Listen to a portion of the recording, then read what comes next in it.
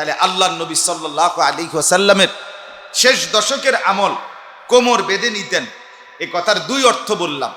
এক অর্থ অতিরিক্ত ইবাদতের জন্য প্রস্তুতি নিতেন, আর দ্বিতীয় অর্থ হলো তিনি মসজিদে এতেকাফে ঢুকে যেতেন, লুঙ্গি বেঁধে ফেলতেন, মানে হলো স্ত্রী থেকে একদম বিচ্ছিন্ন হয়ে শেষ 10 দিন আর রাত্রেও বিবির কাছে যাবে না, স্ত্রী সন্তানের কাছে যাবে না, বরং পুরাপুরি মসজিদে এসে এতেকাফে বসে যেত। এখন এরপরের আমল কি? আম্মা জান আয়েশা রাদিয়াল্লাহু তাআলা আনহা বলেন, ওয়া আহিয়া লাইলাহু, নবীজি সাল্লাল্লাহু আলাইহি সাল্লাম রমজানের শেষ 10 দিন রাত্রিবেলা বলা চলে পুরাটাই জেগে থাকতেন। শেষ 10 দিন আর ঘুমাতেন না। শেষ 10 দিন আর আমি যেদিন আপনার মক্কা শরীফ থেকে আসব, শুক্রবার জুমার পরে আমাদের জুমার নামাজ পড়ছি, জুমার পরে আমরা বাস আসছে কিছুক্ষণ পরে, এরপরে আমরা জিদ্দা আসছি ফেরত আসার পথে আর কি। তো বৃহস্পতিবার রাত, শুক্রবার দিন জুমার পরে আমরা চলে যাব, আমরা জানি আমাদের নির্ধারিত মুআল্লিম বলে দিছে। তাহলে বৃহস্পতিবার দিন রাত, এই সারা রাত আমি আর হোটেলেও যাই নাই, ঘুমও যাই নাই। ওই রাত পুরাটাই আল্লাহর ঘরের কাছেই ছিল। কেন? আমি তো জানি আগামীকালকে আমি আবার কি করব, চলে যাব। আগামীকাল জুমার পরে আমার চলে যেতে হবে। আমি যদি আর এই রাত কোনোদিন না পাই, আমি যদি মালিকের ঘরে আর আসতে না পারি, কাহা ये मेरी किस्मत के तवाफ तेरे घर का मैं जागता हूं या रब या ख्वाब देखता हो। हाँ, कराची हजरत रहमतुल्लाह आলাই, हजरत मौलाना शाह हकीम मोहम्मद अख्तर रहमतुल्लाह आলাই বলতেন, আল্লাহর ঘরের সামনে তাওয়াফ শুরু করে উনি বলতেন, হায় মাওলা, এটা আমার কি পরিমাণ খুশকিসমত, আমি আপনার ঘরের চারদিকে ঘুরছি। মাই জাগতা হো ইয়া রব ইয়া খ্বাব দেখতা হো, হায় মাওলা, আমি বুঝতেছি না আমি কি স্বপ্ন দেখছি না জেগে আছি। আমি আমার সাথে যারা ছিল তাদেরকে বারবার বলছি যে ভেবে দেখেন, এটা আল্লাহর ঘর কাবা, এই চারদিকে আমরা ঘুরতেছি, হাঁটতেছি, যেখানে আমরা কদম ফেলতেছি, হতে পারে কি এটাই নিশ্চিত যে বিগত 1450 বছর আগে এই জায়গার চারদিকে এখানেই রাসূল আকরাম সাল্লাল্লাহু আলাইহি সাল্লামের কদম বারবার পড়ছি। আমি সেই কদম ছুঁইতে পারলাম, সেই কদমের নিচে আমার কদমও লাগাইতে পারলাম, এর চাইতে বড় সৌভাগ্য আর কি। কত লক্ষ সাহাবায়ে কেরাম, কত আউলিয়া, কত বুজুর্গ, কত আল্লাহ তাআলার প্রিয় আশেক বান্দাদের চোখের পানি এই মাটিটার মধ্যে পড়ছে। ভেবে দেখ আব্দুল কাদের জিলানী কি পরিমাণ কাঁদা কাঁদছে যখন তাওয়াফ করে। জুনায়েদ বাগদাদি যখন আল্লাহর ঘরের চারদিকে ঘুরছে, ভেবে দেখেন কেমন কান্নাটা কাঁদছে। বাইজিদ বুস্তামি যখন ঘুরে তখন কি কান্নাটা কাঁদছে। ইমামে আজম আবু হানিফা যখন এই ঘরের চারদিকে ঘুরতো তখন কেমন কান্নাটা কাঁদতেন। আবু বকর যখন ঘুরতো, ওমর যখন ঘুরতো, ওসমান আলী যখন ঘুরতো, এই ঘরের চারদিকে কি পরিমাণ কাঁদতো বলে। এজন্য এটা ভাবার বিষয় যে হায় আমার রমজান চলে তো যাচ্ছে, আর যদি ফিরে না আসে, এমন রাত যদি আর না মিলে, এমন বছর যদি আর না মিলে। এবারের রমজানে কি কেউ মারা যায় নাই পৃথিবীতে? কথা বলেন না কেন? প্রতিদিন মুসলমান কি মরছে না? আমরা তো 12 দিন ছিলাম মক্কায়, এই 12 দিনে প্রত্যেক ওয়াক্তেই তো জানাজা পড়ছি। রমজানে জানাজা পড়ছি না আমরা? প্রতি ওয়াক্তেই তো জানাজা পড়লাম। হ্যাঁ, এজন্য আমরা কিতাবের মধ্যে পড়ছি, ইমাম ইবনু রজব হাম্বলি রাহমাতুল্লাহর কিতাবে আছে লাতাইফুল মাআরিফে, যে হায় আল্লাহর বান্দা, প্রতিটা ভোর কত মানুষের জীবনে শুরু হয় কিন্তু সন্ধ্যা পর্যন্ত পূর্ণতা পায় না। কত মানুষের জীবনে সন্ধ্যা শুরু হয় কিন্তু ভোর পর্যন্ত সে হায়াত পায় না। ঠিক না? এমন তো এই রমজানকে আশা করে, আচ্ছা যেই লোকটা রমজানের চাঁদ উঠছে যখন, তখন ওই দিন রাতে যে লোকটা মারা গেছে সে তো গতকালকেও চাইছিল আল্লাহ রমজান পর্যন্ত পৌঁছায়া দেন, তো সে ব্যক্তিটাতে প্রথম মুহূর্তেই ইন্তেকাল করলো। এই লোকটাও তো দোয়া করছিল, কিন্তু আল্লাহ তাআলা তো তার নসিবে রাখলো না। রমজানের আগের দিন যার মৃত্যু হয়েছে, চাঁদ উঠার 1 মিনিট আগে যে মরছে, কথা বলেন না, চাঁদ উঠার 10 মিনিট আগে যে মৃত্যুবরণ করলো, সেও তো আশা করে রাখছিল আল্লাহ রমজান পর্যন্ত পৌঁছায় দেন, কিন্তু 10 মিনিট আগে, 1 মিনিট আগে সে জানতে পারছে, বুঝতে পারছে, হায় আমার নসিব ছিল না। সেখানে আমাকে আপনাকে আল্লাহ তাআলা আজকে 19 রমজান পর্যন্ত পৌঁছাইছে। আখিরাতের পুঁজি কোথায় বাপ?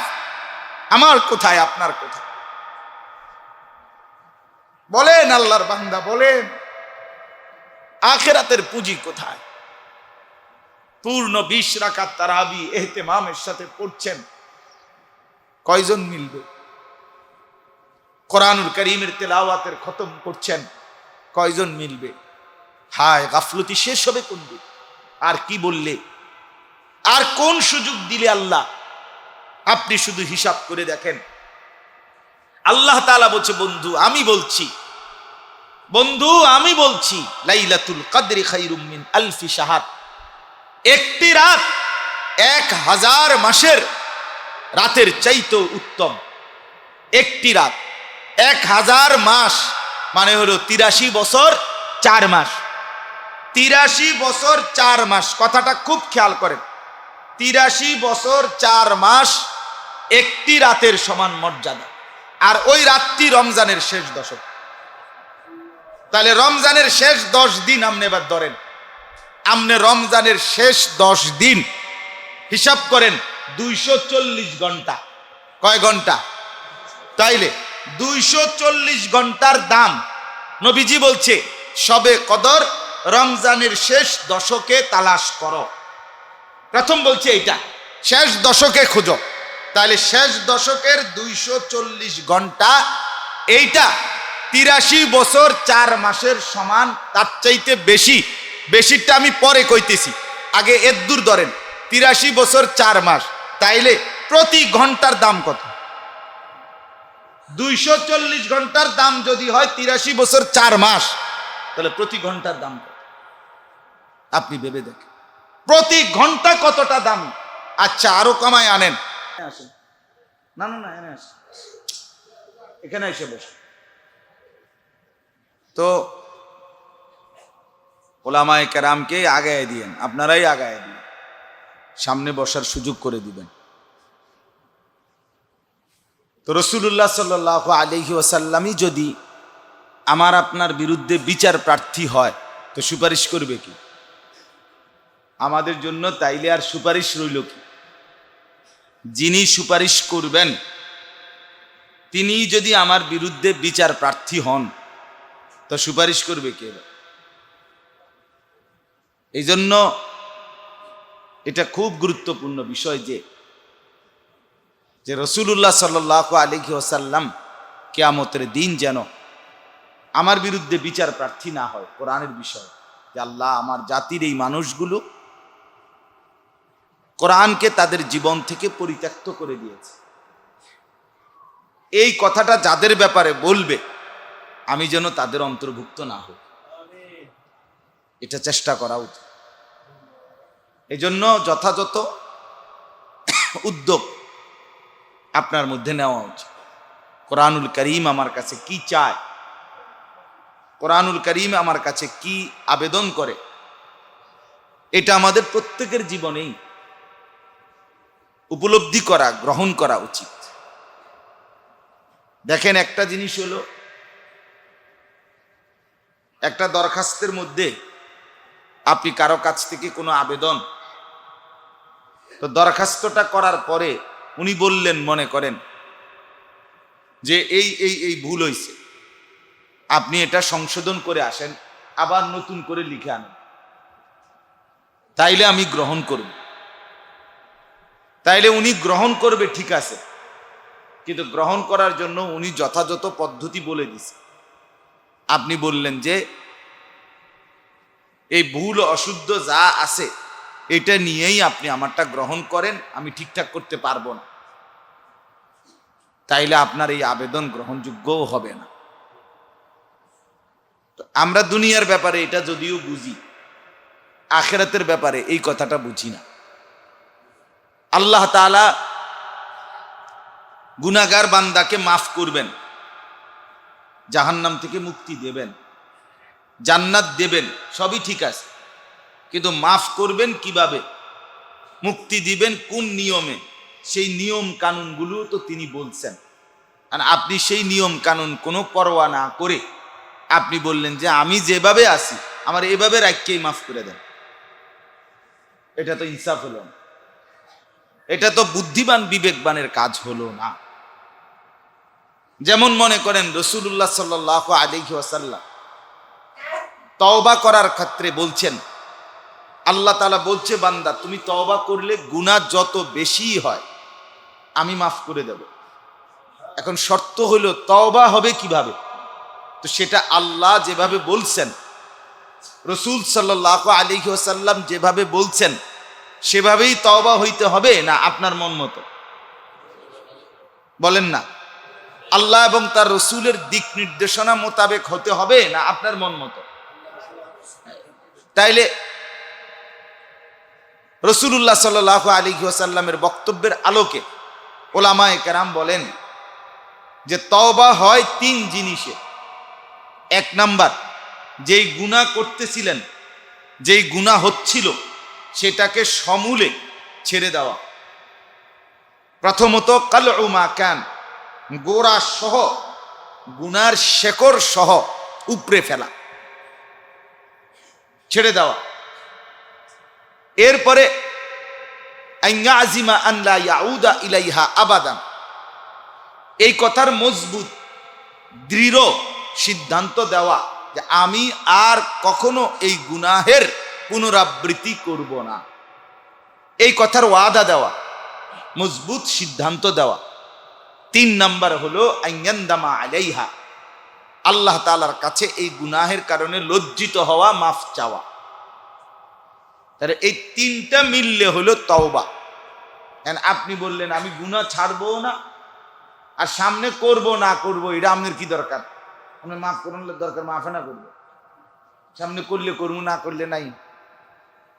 এই যে গাছারা কথা আপনার, তাহলে এইরকম তওবা করলে তওবার নিয়ম তো হলো না, তা আপনি মাফ পাবেন কিভাবে? আপনাকে তো বলছে এই তিনটা ভুল ঠিক করে আনেন কাগজটা, আপনি বললেন না কাগজ এটা আমি ঠিক করতাম না, আমি যেটা দিছি এই ভুল, এইটাই আপনি গ্রহণ করেন, তো সে তো এটা ফেলে দিবে, সে তো এটা ছুঁড়ে মারবে, যা বেটা ফালতু বেটা, বলছি গ্রহণ করব, ঠিক করে আনো এটা, না তুমি ঠিক করতা না। তো তাইলে কি এটা হইল কথা? আপনাদের কাছে আমার বিনীত অনুরোধের কথা এটা উপলব্ধি করা উচিত বাপ, যে কোরআনুল করিম রাসূলুল্লাহ সাল্লাল্লাহু আলাইহি ওয়াসাল্লামের সুন্নাহ আমাদের জীবন চালার জন্য যেভাবে দিক নির্দেশনা দিছে, আমাদের প্রত্যেকের করণীয়, নিজের জীবন যদি আখিরাত দরকার মনে হয়, পরকালের উপলব্ধি যদি হয়, যদি মনে করেন আখিরাত আছে, যদি মনে করেন কবর হবে, যদি মনে করেন জাহান্নাম থেকে বাঁচতে হবে, জান্নাতে যেতে হবে, তাহলে যথাযথ নিয়মেই অনুসরণ করেই আপনাকে জান্নাতি হইতে হবে। আপনার গাছ জোরে, আপনার মাতবুরি, আপনার অহংকারী, আপনার কিছু টাকা পয়সা খরচ করলে আপনি জান্নাত মিলে যাবে, বিষয়টা এমন না, বিষয়টা এমন নয়। জান্নাত এতটা সস্তা না যে কোনো চেষ্টা ছাড়াই মিলে যাবে, জান্নাত আবার এতটা কঠিনও না যে চেষ্টা করলেও মিলবে না, এমন না। চেষ্টা করলে মিলবে, আবার বিনা চেষ্টায় মিলবে না, খামখেয়ালিতে মিলবে না, গাফলতে মিলবে না, তুচ্ছ তাচ্ছিল্য করলে, অবজ্ঞা করলে, বিষয়টাকে সাধারণ মনে করলে, যারে আল্লাহ ভরসা, আল্লাহ মাফ করে দিব, হ্যাঁ মাফ করে দিবে আল্লাহ, কিন্তু মাফ করার যেই নিয়ম তিনি বলছেন সেই নিয়ম অনুসরণ করতে হবে। আল্লাহ জান্নাত দিবে, হ্যাঁ তো আল্লাহই তো বলছে জান্নাত দিবে, জান্নাতকে আমি নি দিব, জান্নাত তো আল্লাহই দিবে, কিন্তু তিনি দেওয়ার জন্য যেই যথাযথ নিয়ম বলছেন, সেই নিয়ম আপনাকে আমাকে অনুসরণ করতে হবে। এই জন্য কোরআনুল কারীমের সাথে আমাদের সম্পর্ক সর্বোচ্চ সম্মানের সম্পর্ক। কোরআনুল কারীমের সাথে আমাদের সম্পর্ক তেলাওয়াতের সম্পর্ক। কোরআনুল কারীমের সাথে আমাদের সম্পর্ক বিশুদ্ধ উচ্চারণের সাথে সম্পর্ক। কোরআনুল কারীমের সাথে আমাদের সম্পর্ক কোরআনের তরজমা, তাফসীর, ব্যাখ্যা, কোরআন আমার কাছে কি চায় এইটা গ্রহণ করার সাথে সম্পর্ক। এই সবটাই কোরআনের সাথে আপনার সম্পর্ক। কোরআনুল কারীমকে আপনি সম্মান করেন, এটা আপনার কোরআনের প্রতি ভালোবাসা। কোরআনুল কারীমকে আপনি নিয়মিত তেলাওয়াত করেন, এটা কোরআনুল কারীমের প্রতি আপনার ভালোবাসা। কোরআনুল কারীমকে শুদ্ধ সঠিক উচ্চারণ করেন, এটা কোরআনের প্রতি আপনার ভালোবাসা। কোরআনুল কারীমের অর্থ বুঝতে আপনি চেষ্টা করেন, কোরআনুল কারীমের তাফসীর, ব্যাখ্যা এবং সেই আলোকে নিজের জীবন গঠন পরিচালনা, এটা আপনি চেষ্টা করেন, ধীরে ধীরে আগাইতেছেন, আন্তরিকতা আছে, তাইলেই বোঝা গেল কোরআনের প্রতি আপনার কদর আছে। আমি আপনার গত 1 বছর আগে মক্কা শরীফ, হারাম শরীফ, আমাদের বাংলাদেশের কুমিল্লার একজন অ্যাডভোকেট সাহেব, উনি আমার শায়েখের অত্যন্ত ঘনিষ্ঠ, অ্যাডভোকেট এনাম ওনার নাম। তো আমার শায়েখ আল্লামা মুফতি মুশতাকুন নবী কাসিমি হুজুরের খুব স্নেহভাজন, প্রিয়ভাজন মানুষ। তো উনি গত 2 বছর আগে ওনারা আমি দেখছি, উনি কোরআনুল কারীম শুদ্ধ করার চেষ্টা করে অল্প অল্প শিখছে এবং কোরআন শরীফ খুব কষ্ট করে ভাঙ্গা ভাঙ্গা অক্ষর অক্ষর একটু একটু করে হারাম শরীফে, মক্কা শরীফে পড়তেছে। পড়তো, আমি দেখতাম, আমরাও যখন তেলাওয়াত করতাম উনিও পড়তেন। এই বছর উনি এইবারের উমরাতেও আমাদের সাথে ছিল একসাথে। গত শনিবার আমি আসছি উমরা থেকে। তো এইবারও উনি যখনই মক্কা শরীফ, ওনার সাথে আমার দেখা হওয়ার পরেই উনি আমারে বলতেছে, হুজুর আমার কোরআন শরীফ আগের চাইতে আরো সুন্দর হয়েছে, শুদ্ধ হয়েছে। প্রথমেই উনি আমার এই কথাটা বলেন। এই তার মানে হলো ওনার ভিতরে যে এই একটা ফিকির যে আমার কোরআন শরীফ শুদ্ধ করতে হবে আরো। দেখলাম যে উনি আমার এই কথাটা প্রথমেই বলছেন যে হুজুর এবার শুনবেন আমার কোরআন শরীফ একটু সুন্দর হয়েছে, একটু শুদ্ধ হয়েছে। তাহলে একজন মোমেন, একজন মুসলমান, আখিরাত যার দরকার, কথাটা আবারও বলছি, মনোযোগ দিয়ে শুনেন, যার পরকাল দরকার, যার আখিরাত দরকার, সেই মুসলমান এক অবস্থার উপরে জমে থাকে না। এটা গুরুত্বপূর্ণ বিষয়। এক হালাতে, যেই চেহারা, যেই সুরত, যেই চলাফেরা, যেভাবে লেনদেন, যেভাবে আচরণ, যেটা যেমনি আজ 30 বছর এমনিই পড়ে আছেন, এভাবেই 10 বছর, এটা মুসলমানের শান, বৈশিষ্ট্য, জান্নাত প্রত্যাশী ব্যক্তির বৈশিষ্ট্য হতে পারেন। যে জান্নাতে যেতে চায় সে এক জায়গায় জমে থাকেন, এক স্থানে, এক অবস্থান জমে থাকেন। যে পানি জমে থাকে এই পানি ভালো থাকে না। এই পানি জমা থাকা পানি জমে গেলে কিছু সময় পরে ধীরে ধীরে এটা পচে নষ্ট হয়ে যায়। পানির প্রবাহ থাকতে হয়। ওই যে আসা যাওয়া স্রোতের কি, পানির কি থাকতে হয়? প্রবাহ থাকতে হয়। পানি জমে গেলে, জমাট পানি, জমাটবদ্ধ পানি নষ্ট হয়ে যায়, দুর্গন্ধ ছড়ায় এক সময়। এই জন্য যেই মুসলমান নিজের চাল চলন, কথাবার্তা, আচরণ, উচ্চারণ এক অবস্থার মধ্যে ফালাই দিছে, বিড়ি খাইতেছে তো বিড়িয়ে খায়, মিথ্যা বলে তো মিথ্যাই বলে, ওজনে কম দেয় তো কমই দেয়, টেলিভিশন দেখে তো দেখে, এটা ছাড়ার কোনো, এই বদ অভ্যাস ছেড়ে দেওয়ার কোনো মানসিকতাই নেই, কোনো প্রস্তুতি নাই, সুদের ব্যবসা ত্যাগ করার কোনো মানসিকতাই নেই, বেপর্দা নারী বেপর্দিগি ছেড়ে দেওয়ার কোনো ফিকিরে নাই, এটা কোনো বিষয়ই মনে করেন। এটা কোন ধরনের মুসলমান? এটা কেমন অপদার্থ মুসলমান? এই লোক কেমনে জান্নাতে যাবে? এই বেটা জাহান্নাম থেকে কিভাবে বাঁচবে বলেন? যেই ব্যবসায়ী তার দোকান প্রতিনিয়ত মাল বাড়াইতে চেষ্টা করে না, তার ব্যবসায় লাভবান কিভাবে হবে? সে কিভাবে ভালো ব্যবসায়ী হবে, প্রতিষ্ঠিত হবে কিভাবে? তাকে তো চেষ্টা করতে হবে যথাসম্ভব পুঁজি। আমি তো ব্যক্তিগতভাবে এমন অনেক ব্যবসায়ী দেখছি, প্রথম দিকে খুব ব্যবসা হইছে, কিন্তু যথাযথভাবে পুঁজিটা ধরে রাখে নাই, আইসেও খরচও করছে, দাদা আসছে মন মতো, শেষ পর্যন্ত 2 বছর 6 বছর পরে ব্যবসায় লাল বাতি জ্বলে গেছে, আর পাত্তা নাই। আসলে কয় যে না এই ব্যবসায় লাভ নাই, আসলে এই ব্যবসায় লাভ নাই এটা না, তোমার খামখেয়ালি, মূলত তোমার খামখেয়াল। তুমি ব্যবসার যথাযথ পদ্ধতি অবলম্বন করো নাই, তোমার ত্রুটি আছে।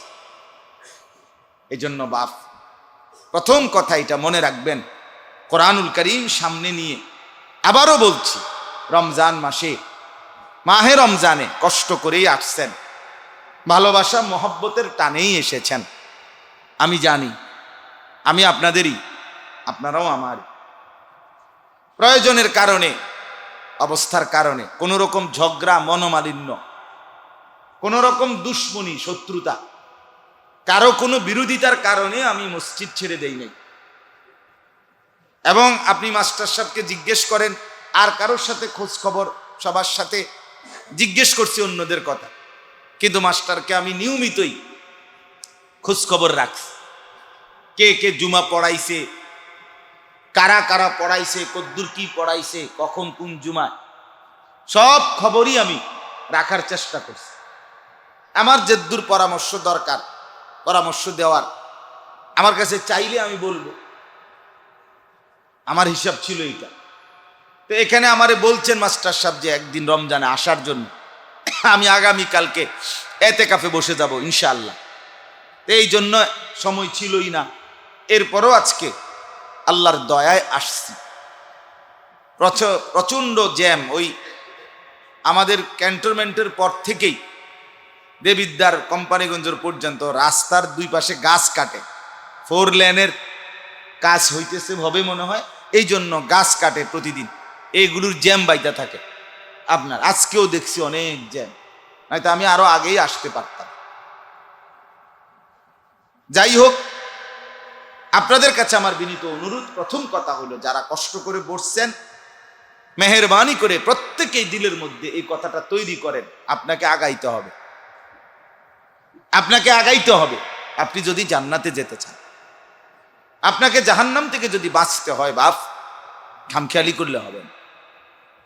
গাফেল জান্নাতে যাবেন। খামখেয়ালি মানুষ ভাত মাছ চাল ডাল খাইতে পারবে, তো জান্নাতে যাইতে পারবে না। কোরআনুল কারীমে আল্লাহ তাআলা ইরশাদ করেছেন, ওয়ালা তাকুম মিনাল গাফিলিন। হে নবী, বন্ধু, আপনি গাফেলদের অন্তর্ভুক্ত হবেন না, গাফেলদের অন্তর্ভুক্ত হইেন না। আপনার চলাফেরা, উঠা বসা দেখে যেন এমনটা মনে না হয় যে এই লোকটা তো আসলে আখিরাতের ব্যাপারে গাফেল, এই লোকটা যে মরবে, মনে তার কথাবার্তা দিয়ে তো মনে হয় না। সে যেই পরিমাণ দুর্নীতি, অনিয়ম, চুরি বাটপারি দেন, গান বাদ্য, নাচ গান, নাটক, সিনেমা, টেলিভিশন, নাচ গান, হারাম উপার্জন যেভাবে লেগে গেছে, যেভাবে ব্যস্ত, মনে তো হয় না তার আখিরাত আছে। আহা, চিন্তা করেন, যেই মানুষগুলো এই মুহূর্তে, আজকে 19তম রমজান, দেখতে দেখতে চলে গেল 19 রমজান, আর অল্প কয়েকদিন পরেই রমজান শেষ হয়ে যাবে। এত বড় শ্রেষ্ঠতম মাস, রব্বে কারীমের এত বড় অফার, সুযোগ জান্নাত অর্জনের, সেই সময় কল্পনা করেন কি পরিমাণ নারী পুরুষ এই মুহূর্তে বাজারে এবং মার্কেটে। একটু ভেবে দেখেন, আহা, সেই মানুষগুলোর, ওই মা, যে মা সেই সকাল 10টা বাজে গেছে, এখনো মার্কেটে শুধু জুতাই কিনতেছে, জামাই কিনতেছে, তো ওই মায়ের আখিরাতের সময় হবে কখন? ওই মা তার জান্নাত অর্জন করবে কখন? যেই ব্যবসায়ী এত বড় রমজানে শুধুই কেবল একটার পর একটা জুতা জামা খুলে মহিলাদেরকে দেদারছে দেখাইতেছে আর বলতেছে, আপা এটা আপনারে খুব মানাইছে, এই জুতাটা না একদম সেরকম হয়েছে আপনার। এরপরে যদি কয় এটা না ওইটা দেখি, ও ওইটা ফিনলে আবার কইব যে এটা আরো মানাইছে, আগেরটার চাই তো অসাধারণ। এটা আপনার মনে হয় যেন এটা আপনার জন্যই বানাইছে, কোম্পানি আপনার নামে উল্লেখ করেই বানাইছে এটা। এরপরে যদি মহিলাটা না নেয় অন্য দোকানে জায়গা, তো তুমি এই তুই কথা যে কইলা এবারে জুতাটা ফ্রি দিয়া দাও। শুধু জুতা না, আমার নজরুল ভাই কই নাই। আচ্ছা, তো বলতেছিলাম কি পরিমাণ এইটুকু সময় কে আমাদেরকে বুঝাই দিল রমজান মাস ব্যবসায়ীদের কাপড় জুতা কসমেটিক্স পারফিউম এদের সিজন, এটা আমরা কেমনে বুঝলাম? কে আমাদেরকে বুঝাই? আমাদের মাথায় এটা কে ঢুকাই দিল? কে আমাদের মুসলিম সমাজে এই মানসিকতা যে রমজান মাস মানে নতুন কাপড় বা এই ধরনের ব্যবসায়ীদের মূল সিজন, লক্ষ লক্ষ টাকা কোটি টাকা আপনার ব্যাংক থেকে লোন নিয়া পাইকারদের থেকে কিস্তি নিয়া বিভিন্ন রকমে লক্ষ লক্ষ টাকা কোটি টাকা পুঁজি খাটাইয়া আল্লাহর রমজান খোদার রমজানকে বৃদ্ধাঙ্গুলি দেখাইয়া আরো অতিরিক্ত কর্মচারী লাগাইয়া রাত দিন একাকার করে বেচা কিনা করতেছে।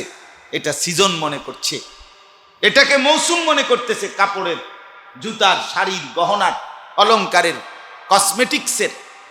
এই দিমাগ এই বুদ্ধি কে দিল? কোত্থেকে আসলো? কিভাবে আমরা আমাদের সমাজে এটা ঢুকলো? আমাদের রমজানকে আমরা কিভাবে কোরবান করে দিলাম? রহমতের দশক, মাগফিরাতের দশক, নাজাতের দশক, রহমতের দুয়ার খোলা, জান্নাতের দুয়ার খোলা, জাহান্নামের দরজা বন্ধ, সমস্ত শয়তান শেকলে বন্দি। একটি নফল একটি ফরজের সমান, একটি ফরজ 70টা ফরজের সমান। এই সব কিছু এই জুতা আর শাড়ি আর এই কাপড় আর গহনার জন্য। ইনসাফ কি বলে? ইনসাফ কি বলে? বিবেক কি বলে? কে চালু করে দিল এই সমাজে? বেচা কিনা বন্ধ হোক, আমরা এটা চাই না, কিন্তু সেটা রমজানে হইতে হবে কেন? রমজান আলাদা সিজন হবে কেন? রমজানের আগে হলে কি হইতো? রমজানের আগেও তো ইচ্ছা করলে মুসলমান কেনাকাটা সারতে পারতো না? আগের 3 মাসকে যদি সিজন ঘোষণা দিত কি ক্ষতি হইত? আগের 2 মাসকে যদি সিজন ঘোষণা দিত কাপড়ের, কি সমস্যা হইত? কোনো সমস্যা ছিল? কোনো সমস্যা ছিল না। কিন্তু ইবলিস শয়তান আমাদেরকে পরাজিত করে ফেলেছে, দুশ্মন আমাদেরকে পরাজিত করে ফেলেছে। আমরা আল্লাহর হুকুমের সামনে, রাসূলুল্লাহ সাল্লাল্লাহু আলাইহি ওয়াসাল্লামের আহ্বানের সামনে, কোরআনুল কারীমে এত বক্তব্য, রাসূলুল্লাহ সাল্লাল্লাহু আলাইহি ওয়াসাল্লামের হাদিসের এতগুলো বক্তব্য, এই সব কিছুকে আমরা প্রত্যাখ্যান করে বাজার ব্যবসা আর দোকানদার আর এই সামান্য শাড়ি গহনা কাপড় জুতা এটুকুর জন্য আল্লাহ এবং তার রাসূলের এতগুলো কথাকে প্রত্যাখ্যান করলাম। আমাদের সাহস কত বড়, আমাদের গাদ্দারি কত বড়, আর আমাদের শাস্তিটাও হবে কেমন? গাদ্দারি করছেন কার সাথে আর গাদ্দারি করছেন কখন? রমজান মাস আল্লাহর সাথে। কোরআনুল কারীমের মধ্যে সূরা বাকারার মধ্যে আল্লাহ তাআলা রমজান সম্পর্কিত 5টি আয়াত 183 থেকে 187 পর্যন্ত আল্লাহ তাআলা আলোচনা করেছেন। এই 5টি আয়াতের মধ্যে রমজানের ক্ষেত্রে, রোজার ক্ষেত্রে আল্লাহ তাআলা 3টা কথা উল্লেখ করছেন। 1 নাম্বার, এই রমজানে লাআল্লাকুম তাত্তাকুন, তোমরা মুত্তাকি হবে। 2 নাম্বার লাআল্লাহুম ইয়াশকুরুন, আমার বান্দারা শুকর কিভাবে করে, আমার শুকর, আমি আল্লাহর শুকর কৃতজ্ঞতা আদায় করা, এই গুণ অর্জন করবে। আর 3 নাম্বার লাআল্লাহুম ইয়ারশুদুন, তারা রুশদ, হেদায়েত, কল্যাণের পথ, গন্তব্যের ঠিকানা জান্নাতের পথ পাবে। তাহলে রমজানে আল্লাহ আপনাকে তাকওয়া দেওয়ার কথা, রমজানে আপনার মধ্যে আল্লাহর শুকর আদায় করার যোগ্যতা আসার কথা, রমজানে আপনার মধ্যে আল্লাহর রাস্তা, আখিরাতের রাস্তা, জান্নাতের রুশদ, হেদায়েতের পথ পাওয়ার কথা। আপনি সব ছেড়ে দিলেন, আপনি শুধুই জুতা আর জামাকেই গ্রহণ করলেন। আফসুস, আফসুস, হীরা ছেড়ে, মণি মুক্তা ছেড়ে সামান্য মাটির ঢিলা এটা নিলেন, ফেলে দিলেন কি নিলেন কি? ফেলে দিলেন হীরামণি মুক্তা, গ্রহণ করলেন সামান্য মাটির ঢিলা। এক জোড়া জুতা, একটা জামা, কে দেখবে? কেডা? এই বাংলাদেশের 18 কোটি মানুষ আমনের জুতা এটা চাইব নাকি? হ্যাঁ, আর মানুষের জুতা কিনছে না, ব্যাকে আমনের জুতা চাইতে বয়ে রয়েছে, মানুষের আর কাম না। আপনি আমারে কইয়া চান না আপনি জুতাটা চাইতাম বলে যাইতাম? কথা বলেন, কে দেখবে? আপনার ডানে বামে সর্বোচ্চ নাইলে 50 জন মানুষ, ডাইনে বামের আত্মীয় স্বজন, নাইলে 100 জন মানুষ আপনার নতুন জামাটা দেখলো, আর বেশি হবে নাহলে 200 জন মানুষ, তো মাত্র 200 জন। আচ্ছা, সবাই দেখার পরে সবাই একরকম একসাথে 200 জনই তো বলবে যে না তোমার শার্টটাই হলো বর্তমান পৃথিবীর শ্রেষ্ঠ শার্ট, এটা বলবে না? 200 জনের মধ্যে 50 জন এরুম হইবে, দূর যে কোনো কালারে হয়েছে না, দূর দূর দূর দূর দূর বেকুব। এই জন্যই তোরে আগেও কইতাম আহাম্মক, তোরে একটা গসাইয়া দিছে ব্যাক কল কিতা কিনছতে দেবে, তাতে আপনি সব মানা। আপনি তো রমজান রৌদ্রের মধ্যে এত কষ্ট করে 30টা দোকান খুঁজা জামাটা কিনলেন, আর এতে বেড়া করে বলে কিচ্ছু হইছে না, আর রইল কি তখন? আপনি 200 জন মানুষের নিরঙ্কুশ সমর্থন পাবেন না, 200 জন মানুষের পূর্ণ সমর্থন আপনি পাইতেন না। তাহলে কিটুকু অর্জনের জন্য এই সামান্য একজন 2 জন আলতু ফালতু মানুষ, এদের বাহবার জন্য আপনি এত বড় রমজান ছেড়ে দিলেন, ত্যাগ করলেন। আহা, এত বড় বোকা হয় কেমন? এই জন্য বললাম গাফেল জান্নাতে যাইতে পারবে না। আরেকটু আগে বাড়েন, আরেকটু ফিকির বাড়ান, আরেকটু চেষ্টা বাড়ান প্রত্যেকের কাছে। দেখেন আরো 1000 বারও যদি বলার সুযোগ পাই, আল্লাহ যদি আরো 100 বছরও বলার সুযোগ দেয়, এটাই কথা, এটাই কথা যে আরো আগে বাড়তে হবে। বাপ ফাস্তাবিকুল খায়রাত, আল্লাহ তাআলা বলছে আমার বান্দারা নেক অর্জনে, কল্যাণ অর্জনের জন্য প্রতিযোগিতা করো, আখিরাতের প্রতিযোগিতা করো। সাহাবায়ে কেরাম প্রতিযোগিতা করতেন, কে কত বেশি দিবে আল্লাহর জন্য, কে কত জান বিলায়া দিবে আল্লাহর জন্য, এটার প্রতিযোগিতা করতেন। সাহাবায়ে কেরাম নেকির প্রতিযোগিতা করতেন, সাহাবায়ে কেরাম আখিরাতের প্রতিযোগিতা করতেন। আর আমরা শুধু দুনিয়ার প্রতিযোগিতাই করি, কিন্তু শেষ পর্যন্ত তাই মিলে যা আমার জন্য বরাদ্দ। এরপরে আমার তকদির খারাপ, আমি মনে করছি 30 লাখ আইবো, অনাইছে হুদা 20 লাখ, তোমার তকদির খারাপ। তো আপনার 20 লাখ কি তকদির দিয়ে আইছে? 10 লাখ না পাওয়াতে তকদির খারাপ, তো 20 লাখ এটাও ফেলে দেন। তাহলে এটা তো কোনো কথা না। তকদির আবার খারাপ, এটা তো আপনি কেমনে ফয়সালা নিলেন? বরং বিষয়টা এই, আল্লাহর যা নির্ধারণ করা তাই আসবে। 1 জাররা 1 সুতা কমও না বেশি, বেশি। এই ছেলে, এই লাইট নামা ওটা। এই জন্য আপনাদের কাছে আমার অনুরোধ, আমরা প্রত্যেকে ইনশাআল্লাহ মাহে রমজানের বাকিটুকু সময় আরেকবার অনুরোধ করলাম এক ভাই হিসাবে, আরেকবার নড়ে চড়ে দিলকে বুঝাইয়া আরেকটা বার বাকি সময়টা, আর মাত্র 11 দিন ধরে নেন, আরেকবার নড়ে বসেন, আরেকবার ঘুরে বসেন, আরেকবার চেষ্টা করে এইটুকু সময় কিভাবে কাজে লাগানো যায়, নিজের জীবনে আখিরাতের পুঁজি আরো বাড়ানো যায়, এটার জন্য এখন ইনশাআল্লাহ প্রত্যেকে দিল থেকে মানসিকভাবে প্রস্তুতি নেন। বলেন ইনশাআল্লাহ। কিসের উপরে ইনশাআল্লাহ বলছেন? আগামী 10 দিন ইনশাআল্লাহ পিছনের 20 দিনের চাইতেও বেশি ইবাদত, বেশি নেকিতে কাটাবার চেষ্টা করব, এই কথার উপরে ইনশাআল্লাহ। কোন বুঝছেন কিনা? কোন কিসের উপরে কইছেন ইনশাআল্লাহ? আগামী 10 দিন ইনশাআল্লাহ গত 20 দিনের চাইতেও আরো ভালোভাবে, আরো বেশি নেক আমলের জন্য চেষ্টা করুন। দোকানের সময় কমায় দেন, বাজারের সময় বন্ধ করে দেন, মসজিদে ঢুকেন, আল্লাহর বন্দিগিতে লাগে, ইবাদতে লাগে। এবার আসেন এই আমাদের এই সূরায়ে কদর, এটার আলোচনার জন্যই শেষ 10 দিনের গুরুত্ব বুঝা আমাদের জন্য দরকার। শেষ 10 দিন এই রমজানের, এইটার সাথে এই কদর এর ওতপ্রোত জড়িত, ঘনিষ্ঠভাবে সম্পৃক্ত। শেষ দশক, রমজান মাসের শেষ 10 দিন রাসূলুল্লাহ সাল্লাল্লাহু আলাইহি ওয়াসাল্লাম কি করতেন? নবী সাল্লাল্লাহু আলাইহি ওয়াসাল্লাম, হযরত আয়েশা রাদিয়াল্লাহু তাআলা আনহা, তিনি বলেন, ইয়াজতাহিদু ফিল আশরিল আওয়াখির মা লা ইয়াজতাহিদু ফি গায়রি।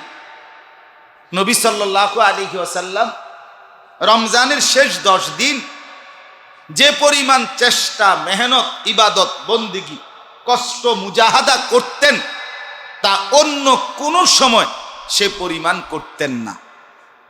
তার মানে নবীজি 11 বছর আর 11 মাস 20 দিন যে পরিমাণ ইবাদত বন্দিগি করতেন, তার চাইতেও বেশি পরিশ্রম, ইবাদত, বন্দিগি আল্লাহর নবী সাল্লাল্লাহু আলাইহি ওয়াসাল্লাম রমজানের শেষ দশকে করতেন।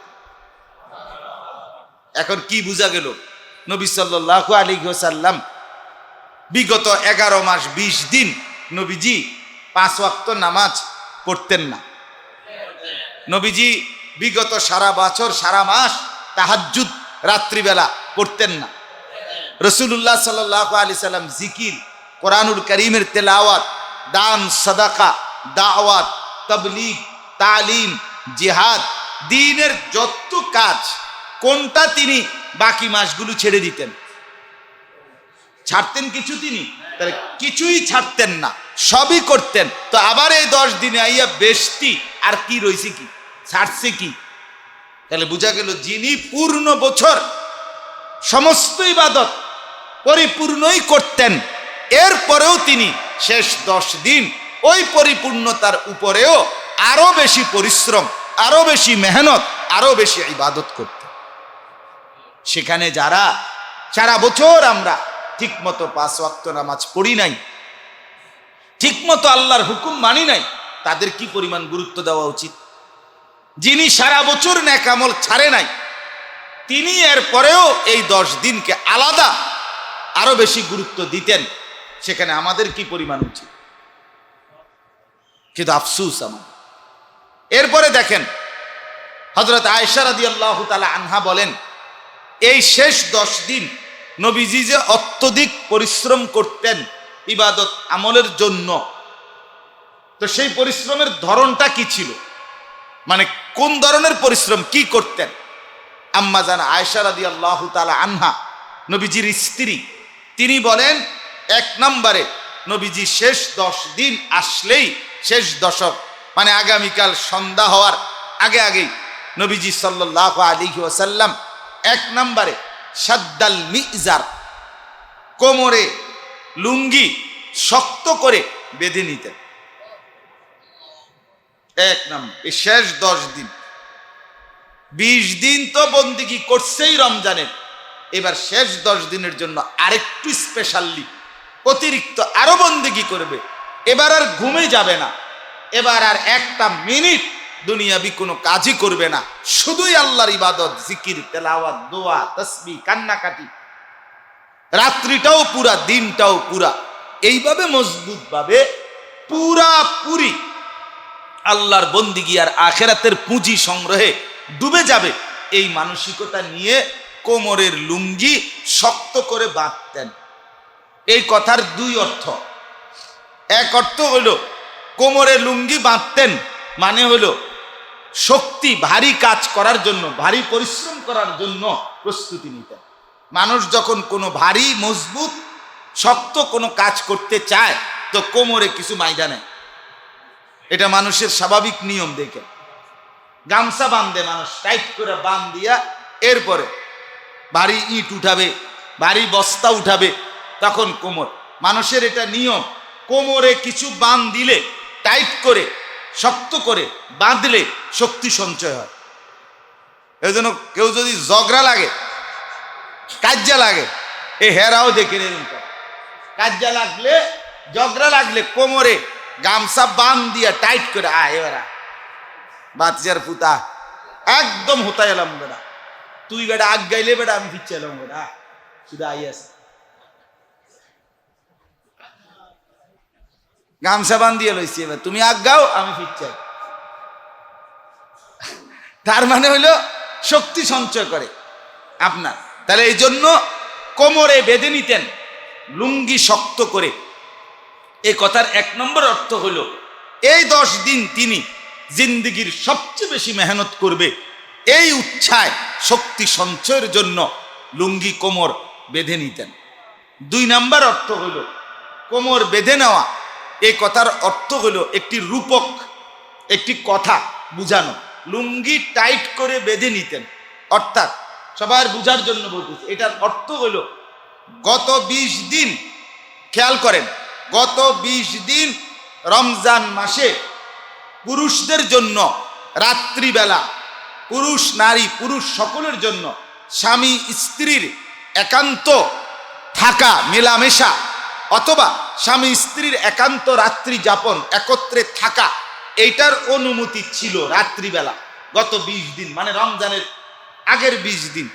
কিন্তু এই 10 দিন আল্লাহ নবী সাল্লাল্লাহু আলাইহি ওয়াসাল্লাম মসজিদে এতেকাফে ঢুকে যেতেন, আল্লাহর ঘর মসজিদে লুঙ্গি কোমর শক্ত করে বেঁধে নিতেন। তার অর্থ হইল এই লুঙ্গি আর খুলবে না, অর্থাৎ স্ত্রীদের কাছে আর যাবে না। এই 10 দিন স্ত্রী, সন্তান, সংসার সবকিছু ছেড়ে দিয়ে পুরাপুরি আল্লাহর ঘরে ঢুকে এতেকাফের মাধ্যমে আল্লাহকে রাজি করেই ঘরে ফিরবে, বাড়ি ফিরবে, জান্নাত নিয়েই ফিরবে, এই সিদ্ধান্তে মসজিদে ঢুকে যায়। এটা হলো এতেকাফে ঢুকে যায়। কোমর বাঁধার একটা অর্থ কি? এতেকাফে ঢুকতে আল্লাহ নবী সাল্লাল্লাহু আলাইহি ওয়াসাল্লাম। হ্যাঁ, ওয়ালা তুবাশিরুহুন্না ওয়া আনতুম আকিফুনা ফিল মাসাজিদ। কোরআনুল কারীমের মধ্যে আল্লাহ তাআলা রোজার যত বিধান, রমজানের কথা, ওই যে 183 থেকে 187 সূরা বাকারার যেই 5 আয়াতে বলতেছিলেন, এই সব কথা বলার পর 187 নম্বর আয়াতের লাস্টের দিকে এসে রোজার যাবতীয় কথা বলার পরে শেষ কথা আল্লাহ বলছেন এতেকাফের কথা। এতেকাফের কথা আল্লাহ এই কথা বলেই শেষ করছেন রোজার আলোচনা। আল্লাহ তাআলা বলেন, বান্দা রোজার কথা তো বললাম, যা যা, এবার শোনো, আমি তো জানি ওয়া আনতুম আকিফুনা ফিল মাসাজিদ, আমি আল্লাহ তো জানি তোমরা শেষ 10 দিন, শেষ দশক মসজিদের মধ্যে এতেকাফ করবে। তাহলে এই এতেকাফ অবস্থায় ওই গত 20 দিন রাত্রিবেলা স্ত্রীর কাছে থাকার, যাওয়ার, স্ত্রীর সাথে একত্রে রাত্রি যাপনের অনুমতি দিয়েছিলাম, কিন্তু এখন যেহেতু মসজিদে এতেকাফ করবা, এই 10 দিন এই হুকুম তোমাদের থেকে প্রত্যাহার করা হইল। অর্থাৎ শুধু খাদ্য পানীয় এই দুইটাই শুধু চলবে আপনার রাত্রিবেলা, কিন্তু এতেকাফ করার কারণে তোমার স্ত্রীর কাছে গমন, এটা রাত্রিবেলার জন্য বন্ধ, দিনেও বন্ধ, রাতেও বন্ধ। 10টা দিন শুধু প্রয়োজন পরিমাণ রাত্রিবেলা খানা পান করা তো করবাই বেঁচে থাকার জন্য, কিন্তু তুমি একা শুধুই স্ত্রী সন্তান ছেড়ে মসজিদে আমার ঘরে আমি আল্লাহকে নিয়েই শুধু পড়ে থাকবা, তুমি আর আমি আর তুমি, বলবা তুমি, শুনবো আমি, চাইবা তুমি, দেব আমি, খালাস। हम यहां से तुम वहां से, दोनों जानिब से इशारा हो, निकल जाए दम तेरे कदमों के नीचे, यही दिल की आरजू। যে আমার জীবন, यही दिल की हसरत, यही आरजू है, निकल जाए दम तेरे कदमों के नीचे। एतेकाफे যখন কোন বান্দা ঢোকে তো সে যেন আল্লাহকে বলে, আল্লাহ আমার জান, আমার জীবন আপনার কদমের নিচে উৎসর্গ করে দিলাম। নিকাল যায় দম তেরে কদমু কে নিচে, আপনার কদমের নিচে আমার দম যাবে, আমার নিঃশ্বাস যাবে। আপনি আমারে মাফ করবেন না, আপনি আমারে জান্নাত দিবেন না, আপনি আমারে জাহান্নাম থেকে মুক্তি দিবেন না। আমি আপনার ঘরে আসছি, আপনার ঘরে বিছানা পাতলাম, আমি আপনার ঘর আর ছাড়ব না। আপনার ঘরে ঢুকলাম, আমার জান, আমার জীবন, আমার দম, নিঃশ্বাস আপনার কদমের নিচে হবে। ইহি দিল কি হাসরত, এটাই হচ্ছে আমার অন্তরের কাকুতি মিনতি, ইহি আরজু হে, এটাই আমার আশা আকাঙ্ক্ষা, এটাই আকাঙ্ক্ষা। এই যে মানসিকতা। আচ্ছা বলেন, কোন ভদ্রচিত মেজবান, কোন বাড়িওয়ালা তার ঘরের দরজায়ও যদি কেউ দাঁড়িয়ে থাকে ঘন্টার পর ঘন্টা, আরে 10টা ঘন্টা যদি কোনো মানুষ মুসাফির, কোনো প্রার্থী কোনো কিছু চায়, অভাবী, কোনো বাড়িওয়ালার ঘরের দরজায় যদি দাঁড়িয়ে থাকে অনেকক্ষণ, যত বড় পাষাণ হোক, একটা সময় তার দিল নরম হয়ে যায়, হয় কি না বলেন? তার মন ছুঁয়ে যায়, আহা লোকটা কতটা সময় ধরে দাঁড়িয়ে আছে। এখন আপনি ভাবেন, এতটা সময় ধরে দাঁড়িয়ে আছে, সেখানে এক সাধারণ বাড়িওয়ালা তার মানসিকতা যদি হয় দরজায় দাঁড়িয়ে থাকলে তাকে ফিরায় দেয় না, যিনি আরহামুর রাহিমিন, যিনি সবচেয়ে বেশি রহমত করে নেওয়ালা, গোটা পৃথিবীর সমস্ত দয়া মায়া, যার দিলে যত দয়া, যত সৃষ্টির অন্তরে যত মায়া, সব মায়ার যিনি সৃষ্টিকর্তা, দেনেওয়ালা, সেই আল্লাহ মহান রব্বুল আলামিন, তার দুয়ারে না, তার ঘরে যদি কেউ 10টা দিন 240 ঘন্টা, 10 দিনে 240 ঘন্টা না, 24 ঘন্টা করে ধরেন, তাহলে 240 ঘন্টা, 10টা দিন একটানা যেই লোকটা বসে আছে তার ঘরে, মালিক এত বড় দাতা, তিনি কৃপণ না, তিনি বখিল না, তিনি দিতেই চায়, না দিতে চান না, বরং তিনি চাইলে ভালোবাসে, না চাইলে রাগ করে। মান লাম ইয়াসআলিল্লাহ ইয়াগদাব আলাইহি, নবী বলেন যে আল্লাহর কাছে চায় না, আল্লাহ তার প্রতি রাগ করে। এই দুনিয়ার সবচেয়ে বড় দানশীল বারবার চাইলে বিরক্ত হয়। আহকামুল হাকিমিন, সবচেয়ে বড় দানশীল আল্লাহ, বারবার না চাইলে বিরক্ত হয়। তিনি না চাইলে রাগ করে, চাইলে খুশি হয়। সেকেন্ড মিনিট পলক পলকও যদি বান্দা চায়, আল্লাহ তাআলা ভালোই বাসে। নবীজি বলছেন, ফাওয়াল্লাহি লা ইয়ামাল্লাল্লাহু হাত্তা তামাল্লু, আল্লাহর কসম উম্মত, বুখারীর হাদিস, নবীজি বলেন আল্লাহর কসম, তোমরা চাইতে চাইতে ক্লান্ত হবে, রব্বে করিম দিতে দিতে ক্লান্ত হবে না। আল্লাহ ক্লান্ত হয় না, আল্লাহ ক্লান্ত হয় না, দিবেন, দিতে দিতে ক্লান্ত হবেন না। তো সেই মালিকের ঘরে, আল্লাহর ঘরে যদি কেউ আসে, ঢোকে, আল্লাহর ঘরে কেউ যদি ইতিকাফ করে, তো আল্লাহ তাআলা তাকে দেবে না? কি বলেন? তাকে মাগফিরাত দেবে না? তাকে রহমত দেবে না? তাকে নাজাত করবে না? আমনে সাদওয়ানে বই আমনেরে দিব, হ্যাঁ, আমনে জুতার দোয়ানে বইয়ে রয়েছেন, আমনেরে দিব, হ্যাঁ, এবারে দিত না। তাইলে বলে কি পরিমাণ রহমত, মাগফিরাত, কি পরিমাণ নাজাত, কি পরিমাণ আল্লাহ তাআলার অবারিত অফুরন্ত নিয়ামত এই ব্যক্তি পায়। এই জন্য বললাম, আল্লাহর নবী সাল্লাল্লাহু আলাইহি ওয়াসাল্লামের শেষ দশকের আমল কি ছিল? নবীজি শেষ দশকের মূল আমল ছিল এতেকাফ। এতেকাফ নবী সাল্লাল্লাহু আলাইহি ওয়াসাল্লাম প্রথম বছর পূর্ণ 30 দিন, 1 মাস রমজান পুরাটা এতেকাফ করছেন। এরপরে জিবরাইল আলাইহিস সালাম জিজ্ঞেস করছে, জানাইছে আয়েশা, ইয়া রাসূলুল্লাহ, শবে কদর শেষ দশকে। তখন নবী সাল্লাল্লাহু আলাইহি সাল্লাম পরের বছর থেকে মৃত্যু পর্যন্ত, হাত্তা তাওয়াফাহুল্লাহ, বুখারীর হাদিস, নবী সাল্লাল্লাহু আলাইহি সাল্লাম একেবারে মৃত্যু পর্যন্ত তিনি প্রত্যেক বছর শেষ 10 দিন আল্লাহর ঘর মসজিদে অবশ্যই এতেকাফ করতেন। এতেকাফ এভাবে নবীর মৃত্যু হয়েছে, ইন্তেকাল করলেন। আর যে বছর নবী ইন্তেকাল করছে, মৃত্যুবরণ করছেন, সেই বছর নবীজি, স্পষ্ট হাদিসে আছে, নবীজি 20 দিন এতেকাফ করছেন। তাহলে প্রথম বছর করছিলেন 30 দিন, পরবর্তী সব বছর করছে শেষ 10 দিন, আর শেষ বছর করছে 20 দিন। তাইলে ছেড়ে দিছে কোন বছর? 10-এর থেকে কম করছে কোন বছর? কথা বলেন না কেন? বুঝছেননি আমার কথাটা? তাহলে আল্লাহর নবী সাল্লাল্লাহু আলাইহি ওয়াসাল্লামের শেষ দশকের আমল কোমর বেঁধে নিতেন। এই কথার 2 অর্থ বললাম।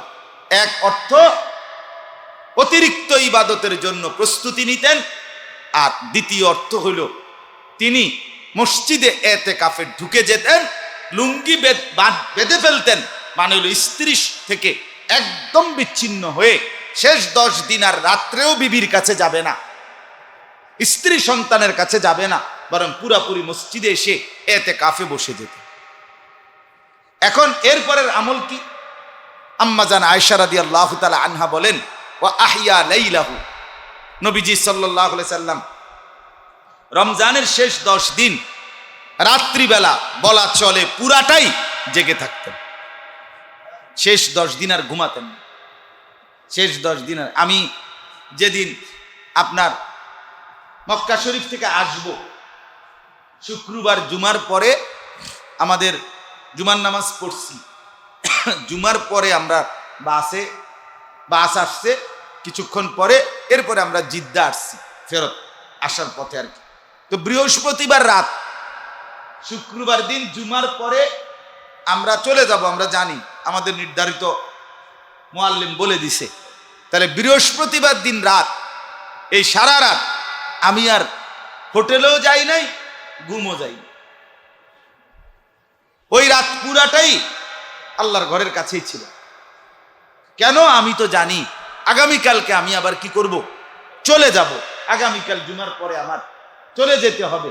আমি যদি আর এই রাত কোনোদিন না পাই, আমি যদি মালিকের ঘরে আর আসতে না পারি, কাহা ये मेरी किस्मत के तवाफ तेरे घर का मैं जागता हूं या रब या ख्वाब देखता हो।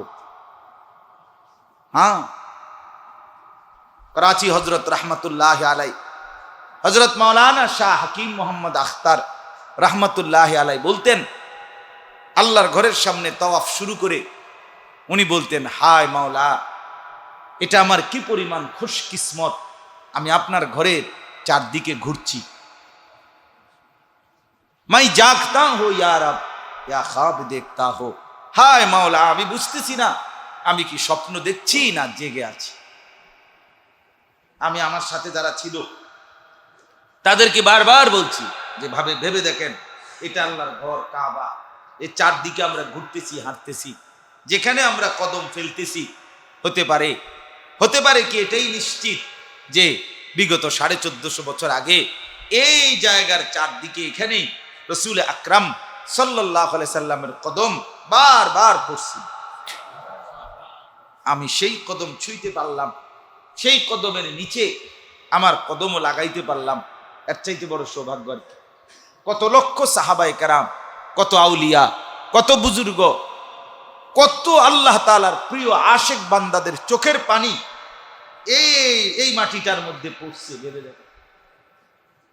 ভেবে দেখ আব্দুল কাদের জিলানী কি পরিমাণ কাঁদা কাঁদছে যখন তাওয়াফ করে, জুনায়েদ বাগদাদি যখন আল্লাহর ঘরের চারদিকে ঘুরছে, ভেবে দেখেন কেমন কান্নাটা কাঁদছে। বাইজিদ বুস্তামি যখন ঘুরে তখন কি কান্নাটা কাঁদছে, ইমামে আজম আবু হানিফা যখন এই ঘরের চারদিকে ঘুরতো তখন কেমন কান্নাটা কাঁদতেন, আবু বকর যখন ঘুরতো, ওমর যখন ঘুরতো, ওসমান আলী যখন ঘুরতো এই ঘরের চারদিকে কি পরিমাণ কাঁদতো বলে। এজন্য এটা ভাবার বিষয় যে হায় আমার রমজান চলে তো যাচ্ছে, আর যদি ফিরে না আসে, এমন রাত যদি আর না মিলে, এমন বছর যদি আর না মিলে। এবারের রমজানে কি কেউ মারা যায় নাই পৃথিবীতে? কথা বলেন না কেন? প্রতিদিন মুসলমান কি মরছে না?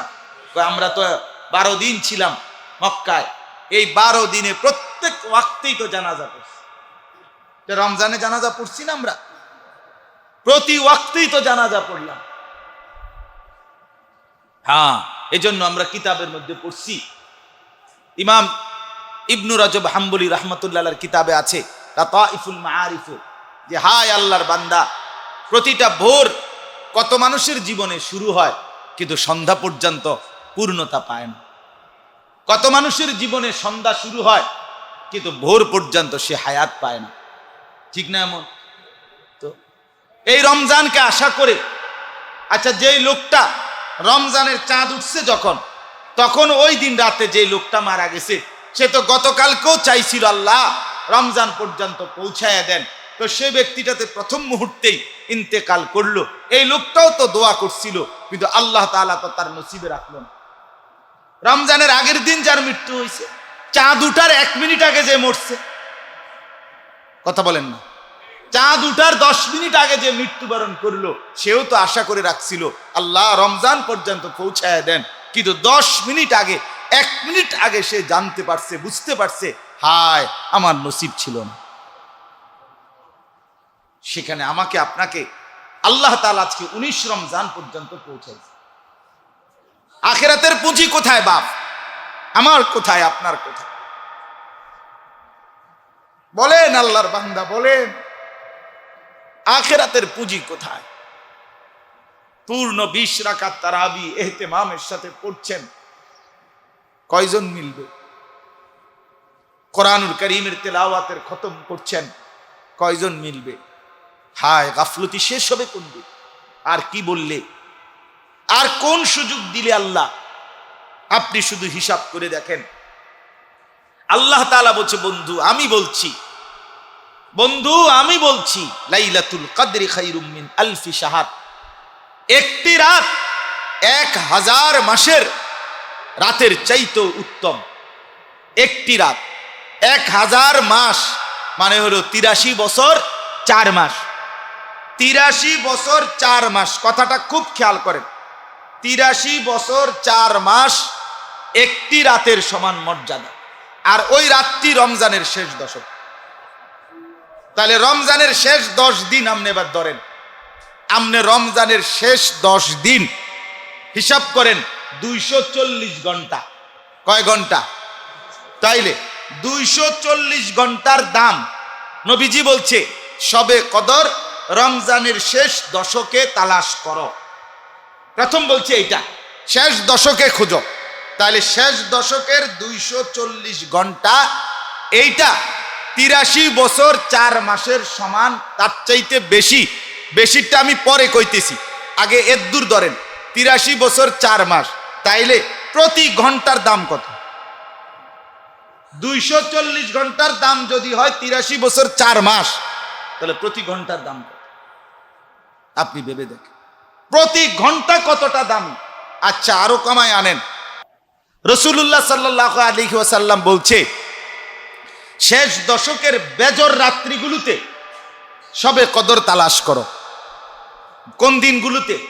বেজর দিনগুলোতে। 21, 23, 25, 27, 29। তাহলে এবার 5 দিন ধরেন, কথা বোঝেন নাই? এবার কয় দিন ধরেন? 10 দিন বাদ দেন, 5 দিনে এবার গণেন। 5 24 কত? 120।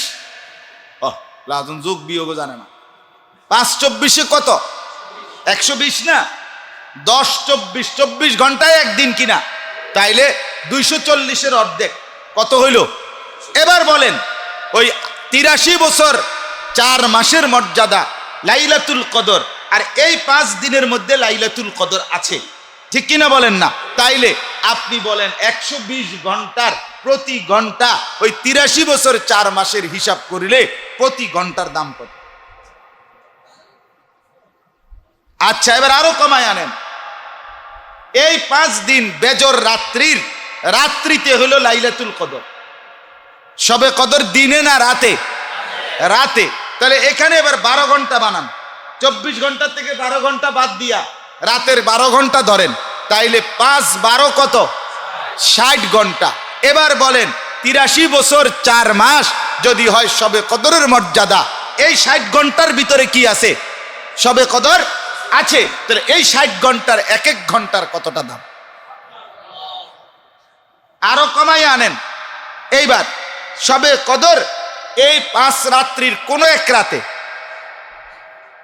বুঝেন নাই কথাটা? এই 5 রাত্রির কোন এক রাত্রে, তাহলে সেই রাত্রিটা, যেই রাত্রিটাই সবে কদর হইল, সেই 12 ঘন্টার দাম কত?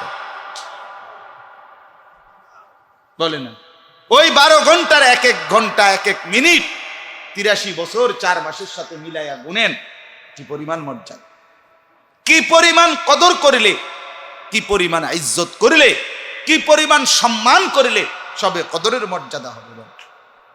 আল্লাহ তাআলা আমাদের জন্য দয়া করে এই উম্মতে মুহাম্মদীর জন্য রাসূলুল্লাহ সাল্লাল্লাহু আলাইহি ওয়াসাল্লাম স্পষ্ট হাদিসে বলছে, একমাত্র আল্লাহ তাআলা আমার উম্মতের জন্যই সবে কদর দান করেছেন। সবে কদর আমার উম্মতের বৈশিষ্ট্য। হায়, কত বড় নবী পেলেন, কত বড় নবী, যার দিকে তাকাইয়া আল্লাহ তাআলা প্রতিবার বন্ধুর দিকে তাকাইলেই উম্মতের জন্য লক্ষ কোটি নিয়ামত দিয়ে দেয়।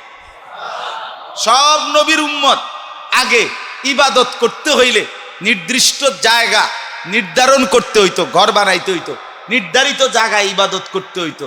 আল্লাহ বন্ধুর দিকে তাকাইয়া বলে, বন্ধু, আগে তো নিয়ম ছিল যে নির্দিষ্ট জায়গার বানাইয়া ইবাদত করতে হবে, আমাকে সেজদা দিতে হবে, আমনের বেলায় কিতাম কনসাই। তো আল্লাহ তাআলা বলে, শুনেন, আপনি কি আর তাদের মতো? আপনি না আমার বন্ধু, যান আপনার জন্য আমার পুরা জমিন সেজদার জায়গা বানায়। আপনি না আমার আপনজন, আলাদা। আল্লাহ তাআলা বলতেছেন, বন্ধু, আগে না আপনার কোরবানি করলে খাওয়ার অনুমতি ছিল না, শুধু কোরবানি করবে, রেখে আসবে কোনো উঁচু জায়গায়, আমি আল্লাহ আগুন আইনা জ্বালায়া দিতাম। এটা ছিল আমার আগে নিয়ম। বিকুরবানিন তাকুলুহুন নার, আগুন খেয়ে ফেলতো। আল্লাহ বলে, বন্ধু, এই আপনার উম্মত যে কোরবানি করবে, এগুলো কি করতাম কন্ত? আগুনে জ্বালায় দিতাম? না না, আপনি না আমার বন্ধু। না, আপনি বলেন আপনার উম্মতকে ওরা এগুলো খাক, পুরাটাই আমি এমনিতেই নেকি দিয়ে দেব। আমি পুরাটা কোরবানি গরু তাদের খাওয়ার অনুমতি দিলাম না। আল্লাহ বলছে, কোরবানি করছো? আচ্ছা, মাশাআল্লাহ, চলো এবার খাও, তোমরাও খাও, অভাবীকে, গরিব দুঃখীকেও খাওয়াও। এভাবে একটা দুইটা না বাপ, এভাবে একটা দুইটা না। রাসূলুল্লাহ সাল্লাল্লাহু আলাইহি ওয়াসাল্লামের দিকে তাকিয়ে, বন্ধুর দিকে তাকিয়ে আল্লাহ তাআলা অসংখ্য অগণিত বিষয় তিনি নবীজির দিকে তাকাইয়া উম্মতের জন্য আলাদা শ্রেষ্ঠত্ব মর্যাদা দিয়েছেন। ঠিক সবে কদর এক, সবে কদরও কি এক। সবে কদর শুধু কেবল আমরা তাফসীরের মধ্যে পড়ছি, আপনারাও শুনছেন এই ঘটনা। রাসূলুল্লাহ সাল্লাল্লাহু আলাইহি ওয়াসাল্লাম সাহাবীদের সামনে একদিন বর্ণনা করছেন, পূর্ববর্তী জামানায় এক লোক 1000 বছর আল্লাহর ইবাদতে এভাবে কাটাইছে যে রাত্রিবেলা ইবাদত করত, দিনের বেলা জিহাদ করত, আল্লাহর রাস্তায় যুদ্ধ করত দিনের বেলা, আর রাত্রিবেলা নামাজের মুসল্লায় দাঁড়িয়ে থাকতো। এভাবেই লোকটা 1000 মাস কাটাইছে। সাহাবায়ে কেরাম শুনে অবাক, ইয়া রাসূলুল্লাহ, হায় আল্লাহ, আমরা তাইলে ওই জায়গায় পৌঁছবো কিভাবে? এত এত লম্বা হায়াতি পাবো কিভাবে? আর এইভাবে লাগাতার প্রতিদিন যুদ্ধ, প্রতিদিন রাত্রি জাগরণ, এই শক্তি, এই হিম্মত কই পাবো? তাহলে আমরা তাদের সমান নেকি পাবোই কেমনে? আর তাদের সাথে জান্নাতে পৌঁছবো কেমনে? আল্লাহ তাআলা তখন আরো তাফসীরের মধ্যে শানে নুজুল আছে, কাছাকাছি কথা সবগুলো। এই আল্লাহ তাআলা তখন বন্ধুকে বললেন, বন্ধু বলেন কি আপনার উম্মতকে আমি মাহরুম করব?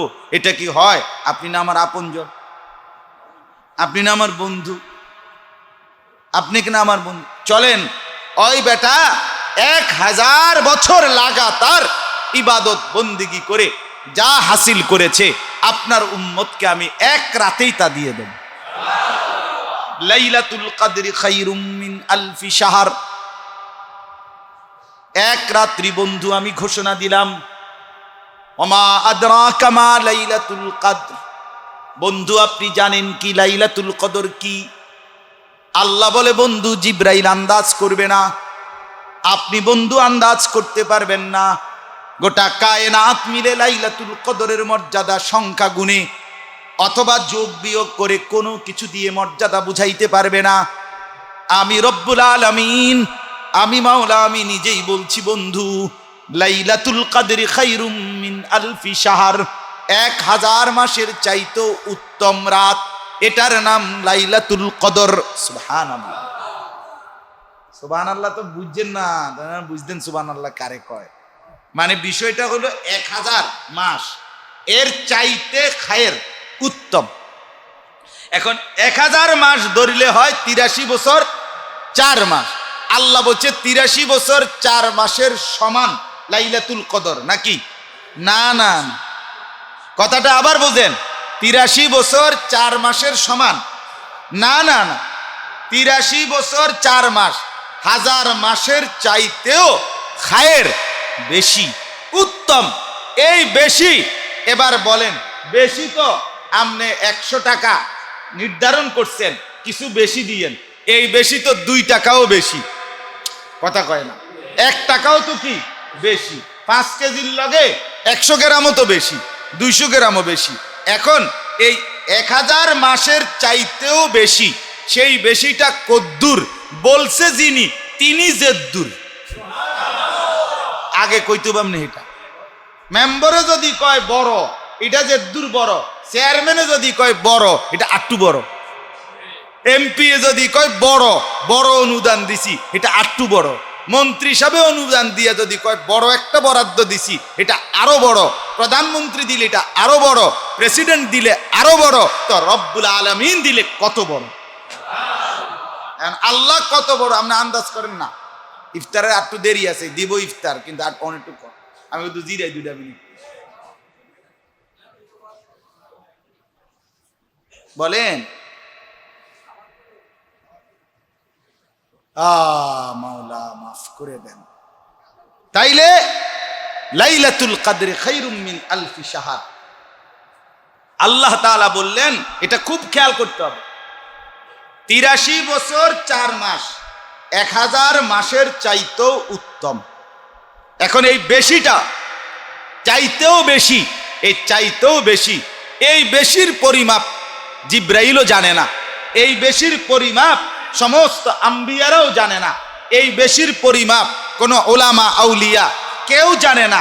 1000 মাসের চাইতে বেশিটা কদ্দুর সেটা শুধু জানে আল্লাহ। তিনি যেমন বড়, তার দেওয়া জিনিস সেটাও তেমন বড়, সেটা তেমন। ইদা রাআইতা থাম্মা রাআইতা নাঈমান ওয়া মুলকান কাবীরা, আল্লাহ বলে আমার জান্নাতি বান্দা যখন জান্নাত দেখবে তখন সে বুঝবে এটা একটা বিশাল বড় মুলকে কাবীর, বড় একটা সাম্রাজ্য, বড় একটা বাগান, বড় একটা বাড়ি, বড় একটা ভিটা আমি তাকে দিছি। এখন আল্লাহ যে বলছে একটা বড় বাড়ি মনে করবে, বুঝবে এই বড়টা কয় শতক? 100 শতক, কথা কয় না? 100 শতক ওয়াল একটা বাড়ি দেখলে তো আপনার মাথা ঘুরে যাব, কথা কয় না? 200 শতক বাংলাদেশটার সমান, বাংলাদেশটার সমানে যদি বাড়িটা হয় তাইলে তো আপনার মাথা ঘুরাবে, ঘুরাবে কি না বলেন? হ্যাঁ, সেটা বাংলাদেশটার সমান? না না। রাসূলুল্লাহ সাল্লাল্লাহু আলাইহি ওয়াসাল্লাম বলেন, সর্বনিম্ন সর্বশেষ শেষ জান্নাতীকে যেই জান্নাত দেওয়া হবে সেটা হবে 10টা দুনিয়া বরাবর। কয়টা দুনিয়া বরাবর? 10 দুনিয়া বরাবর। তাইলে কত বড়? তাহলে আল্লাহ যখন কোনো কিছু বড় বলে, উত্তম বলে, সেটা কত বড় হয় এটা একটা আইডিয়া করেন। সর্বনিম্ন বড়টা যদি হয় 10 দুনিয়া বরাবর, সর্বোচ্চ আবু বকর সিদ্দিককে যেটা দিবে সেটা কত বড়, ওমরকে যেটা দিবে সেটা কত বড়, এবং নবীদেরকে যেটা দিবে সেই জান্নাত কত বড়, রসুলকে যেটা দিবে সেটা কত বড়, বলেন আন্দাজ করে। তো সেই আল্লাহর বড় কেমন হয় এটার একটা আইডিয়া করে। আল্লাহ বলছে ওয়া জান্নাতিন আরদুহাস সামাওয়াতু ওয়াল আরদ, তোমাদের জান্নাত যেটা দেব সেটা কেমন বড়, আসমান এবং জমিন যেটুকু প্রশস্ত তার প্রস্থ দৈর্ঘ্য না, প্রস্থ হবে এটুকু। এটুকু বা বললেন কেন? এবার এখানের এই কথাটার মধ্যে আসেন। তাফসীরের মধ্যে লিখছে, আরবের মধ্যে আরবি ভাষায় 1000-এর চাইতে অধিক বুঝানোর মতো কোনো সংখ্যাই নাই। আলফের পরে কিছু নাই, বুঝেন না? আলফ 1000, এরপরে কি নাই? সংখ্যা নাই, সংখ্যাই নাই। এরপরের যা এ লাখ কোটি এটার লগে মিলাই মিলাই মিলাই করতে হবে। সর্বোচ্চ সংখ্যা আপনার আরবিতে, আরবি ভাষায় আলফুন কত? 1000। 1000। আমি এবার ওই ইন্দোনেশিয়ার টাকা দেখছি, 1 লাখ টাকা, টাকাটার মধ্যে ডাইরেক্ট লেখা 1 লাখ। ইন্দোনেশিয়ান টাকা 1 লাখ টাকা ওলা নোট আছে। 1 লাখ টাকা মনে এতুডি, এ কমপক্ষে দূর হইব ওজন, এতগুলো একত্র করার পরে 500 রিয়াল হচ্ছে। একদম মানে কম মূল্য। অনেকগুলো 1 লাখ ওয়ালারই টাকা, 1 লাখ লেখা, অনেকটি একত্র করার পরে আপনি সৌদি আরবের কি 500 রিয়াল দেখলেন দিল যে, তে বেটা এটার বিনিময়ে আপনার অনেকগুলো কি দিছে, 1 লাখ টাকার নোট দিছে। কয়টা আর আমি বুঝছি না, এতটা গুনছি না, কিন্তু অনেকগুলো হবে।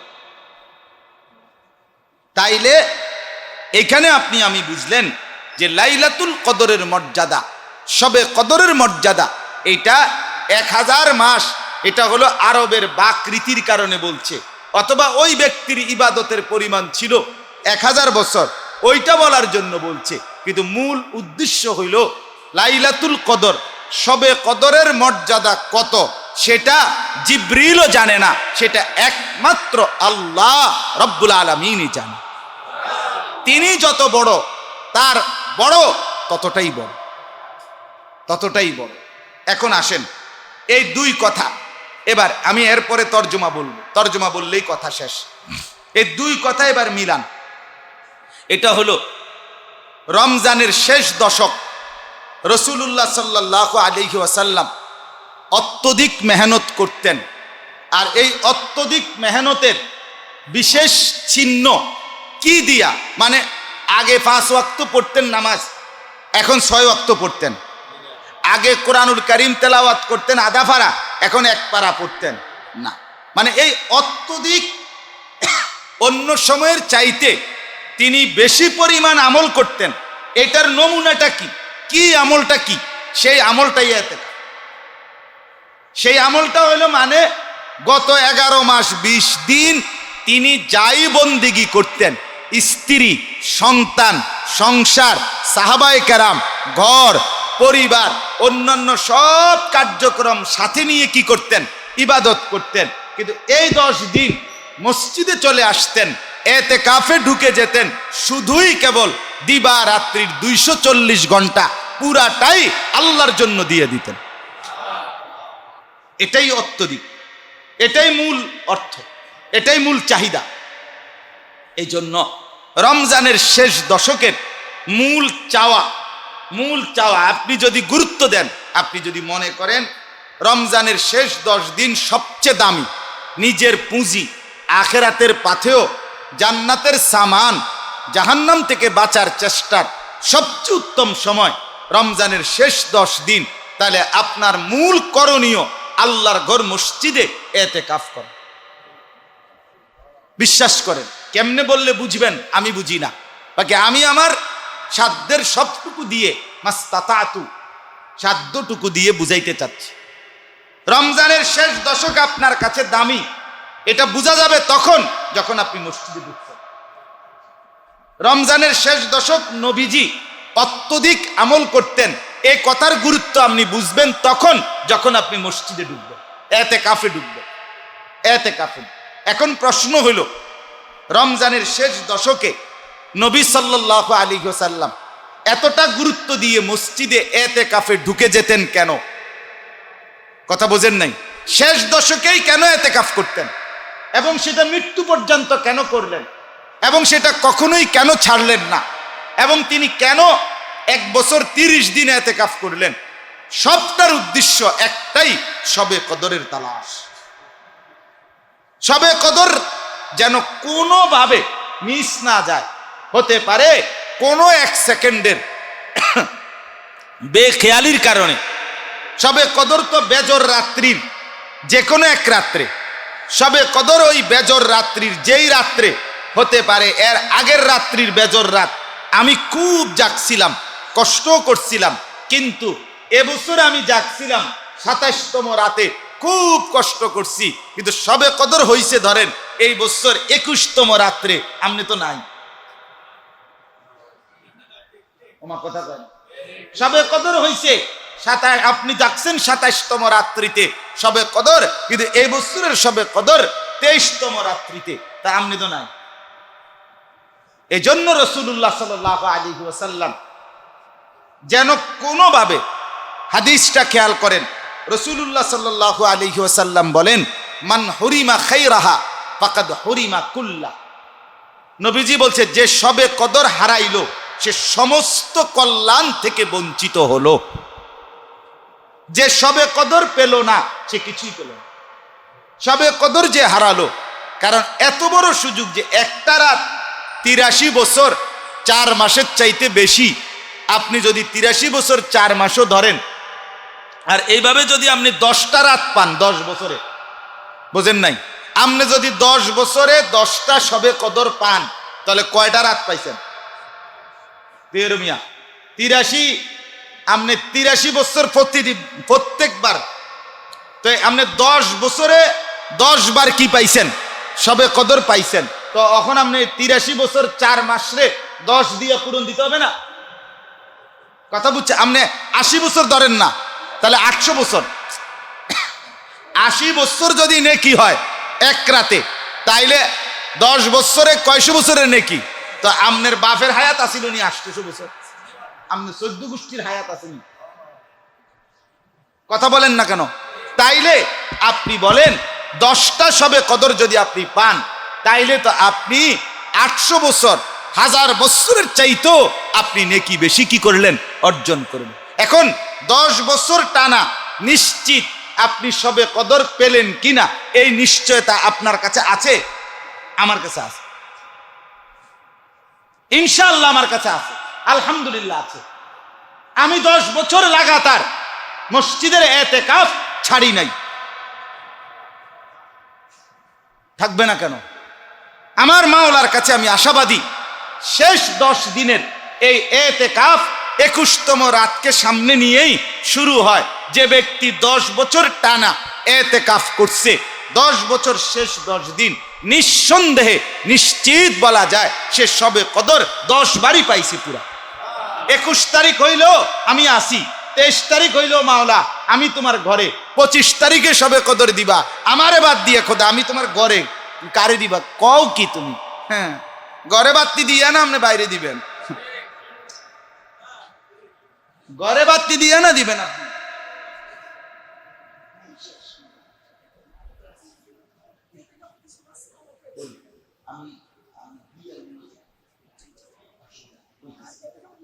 জি, তাইলে আপনি কথাটা বুঝলেন কিনা বলেন? আপনারা অনেকেই বিষয়টা গুরুত্ব দিয়া হয়তো উপলব্ধি করেন নাই, বিষয়টা যে এতটা গুরুত্বপূর্ণ। এতেকাফ শুধু এতেকাফ না, এতেকাফ শবে কদরের তালাশ। ঠিক কিনা বলেন না কেন? এতেকাফ মানে কি? শবে কদরের তালাশে আসছি মিয়া, শবে কদরের তালাশ। ওই আপনার ইউরোপের ভিসা লাগানোর জন্য আপনার আমার এক পরিচিত ছাত্র, সে আজকে তার ফ্লাইট ইন্ডিয়ার, সে বলছে হুজুর ওই দেশের ভিসা যদি লাগাইতে হয় পাসপোর্টে, তো ইন্ডিয়া গিয়ে 1 মাস থাকতে হইব। ইন্ডিয়ায় যদি 1 মাস থাকে, ওই বাংলাদেশে ওই দেশের কি নাই, দূতাবাস নাই, ইন্ডিয়ায় আছে, ইন্ডিয়ায় গিয়া এরপরে ভিসা লাগাইতে হবে। তো সে ওই ভিসা লাগানোর জন্য, ওই দেশের ভিসার জন্য ইন্ডিয়ায় গেছে আজকে আপনার 1 মাসের জন্য, 1 মাস থাকবে। তা আমি সবে কদর পেতে চাই।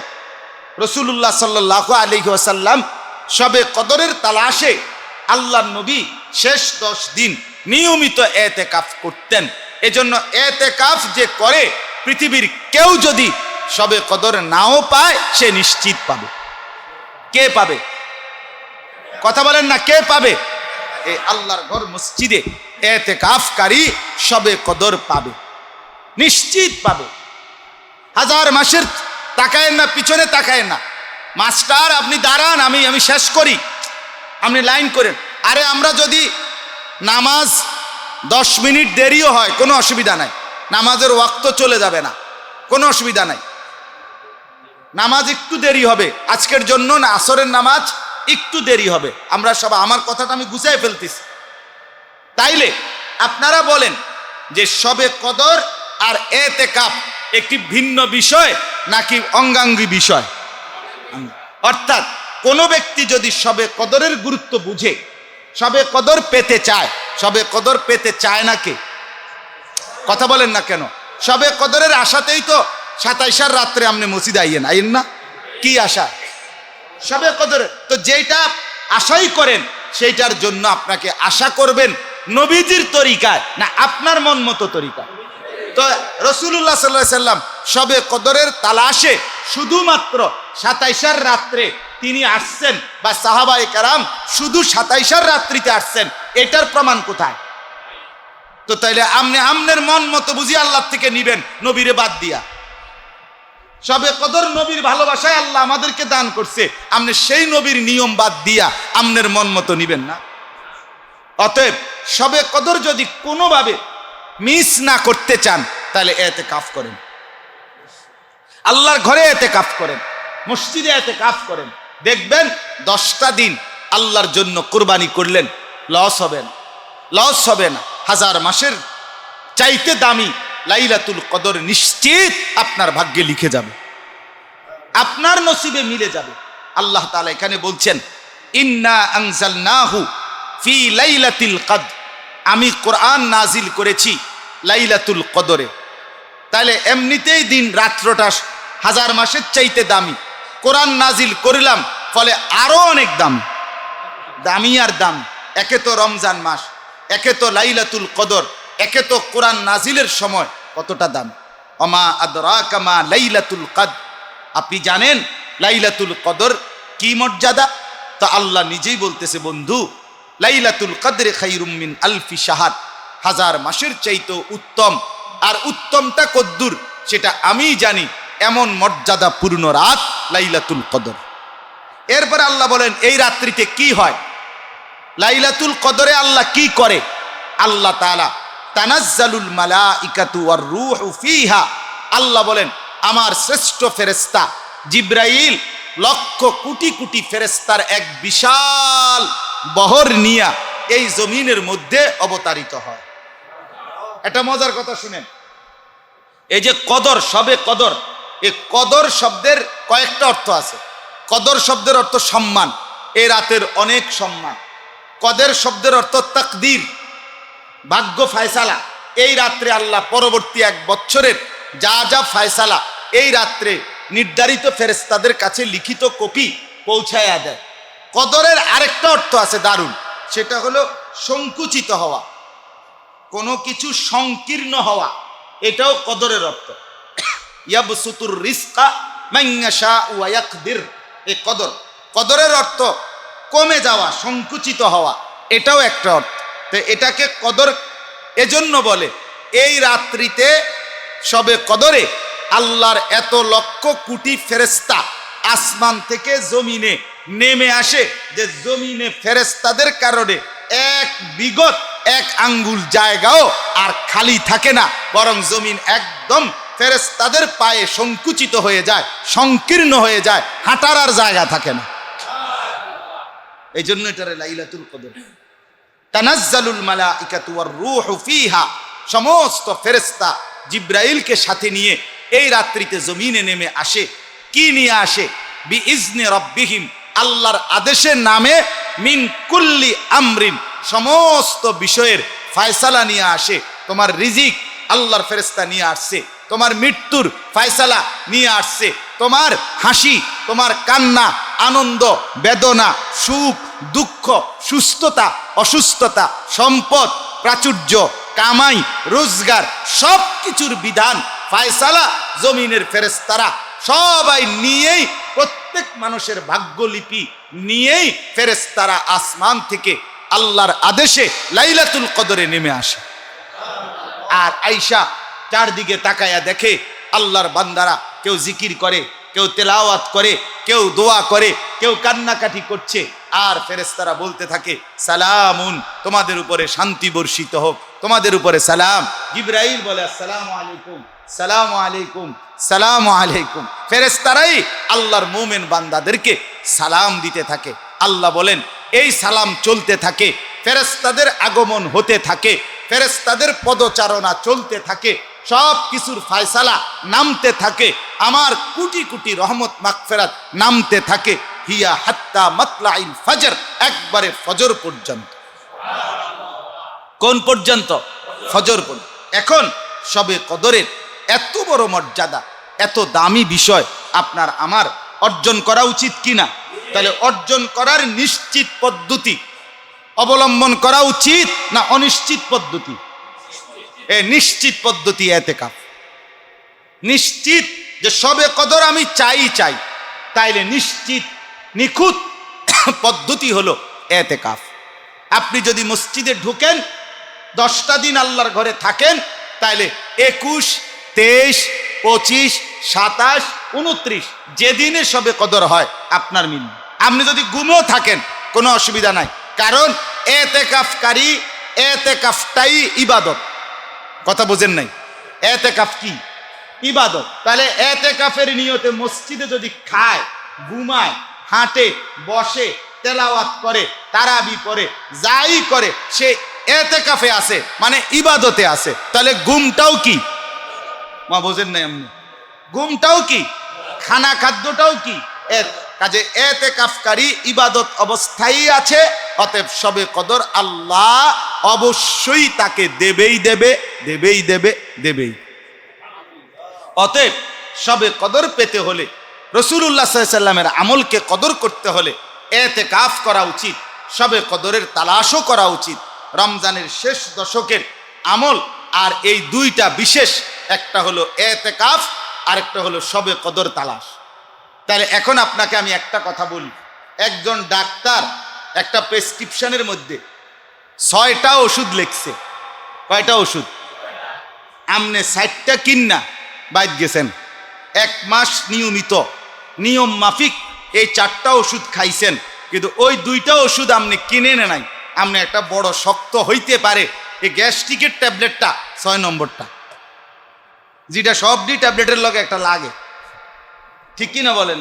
তো আচ্ছা, কোনো বুদ্ধিমান এই লোকটাকে বুদ্ধিমান বলবে যে 4টা ওষুধ কিনলা, 2টা ওষুধ কিনলা না কেন? কথা বলেন না কেন? পূর্ণ সুস্থতার জন্য 6টা ওষুধ দরকার কিনা? কথা কর না কেন? তো আল্লাহ বলছে, রমজান মাস যদি আমার হুকুম মতো তুমি চলো বান্দা, আমি তোমাকে মুত্তাকি বানাবো। কি বানাবো? তাকওয়া দেব, তাকওয়া, মুত্তাকি বানাবো। আর তুমি মুত্তাকি হলেই জান্নাতি। যে মুত্তাকি সে কি? জান্নাতি। এখন মুত্তাকি হবেন রমজান মাসে আলাদা 6টা ঔষধ আল্লাহ দিছে, এই 6টা পুরা গ্রহণ করিলে মুত্তাকি হবেন, আর মুত্তাকি হলে জান্নাতি হবেন। 6টা কি কি? 1 নাম্বার 1 মাস পুরা রোজা পালন, 2 নাম্বার রাত্রিবেলার সাহরি খাওয়া, এটাও ইবাদত, 3 নাম্বার সন্ধ্যাবেলায় ইফতার করা, এটাও কি? ইবাদত, 4 নাম্বার পুরা মাস 20 রাকাত পূর্ণ তারাবি পড়া, এটাও কি অতিরিক্ত রমজান উপলক্ষে সংযোজন।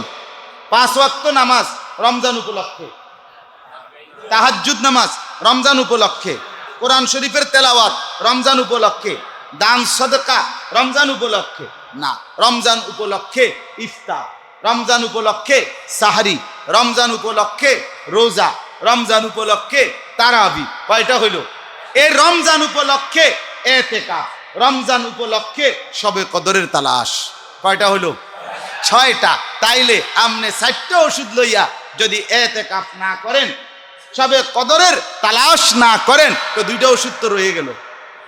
তাকওয়া অর্জন হবে কিভাবে? জান্নাতে যাবেন কিভাবে? বলেন বলেন।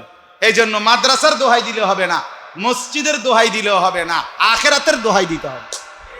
হ্যাঁ বাপ, আমার জন্য আপনার জন্য। মাদ্রাসার কারণে কোনোদিন আপনার ইতিকাফের সময় হবে না, এটা উচিত না, এটা উচিত না। মসজিদের কারণে আমার ইতিকাফের সময় হবে না, এটা উচিত না। ইমামতির কারণে আমার ইতিকাফ মিলবে না, এটা উচিত না। ইমাম সাহেব তাইলে ইতিকাফ করবে কোন দিন? মুয়াজ্জিন ইতিকাফ করবে কোন দিন? খাদেম ইতিকাফ করবে কোন দিন? মুহতামিম ইতিকাফ করবে কোন দিন? ওলামায়ে কেরাম ইতিকাফ করবে কোন দিন? তাই বলেন না কেন? এটা উনা করে বলছি। এই জন্য বললাম আমাদের প্রত্যেকের ইতিকাফ, আবারও খেয়াল করেন, ইতিকাফ বুড়া মানুষের আমল না। কথা বলেন, ইতিকাফ ইমানদারের আমল। কথা বলেন, কার আমল?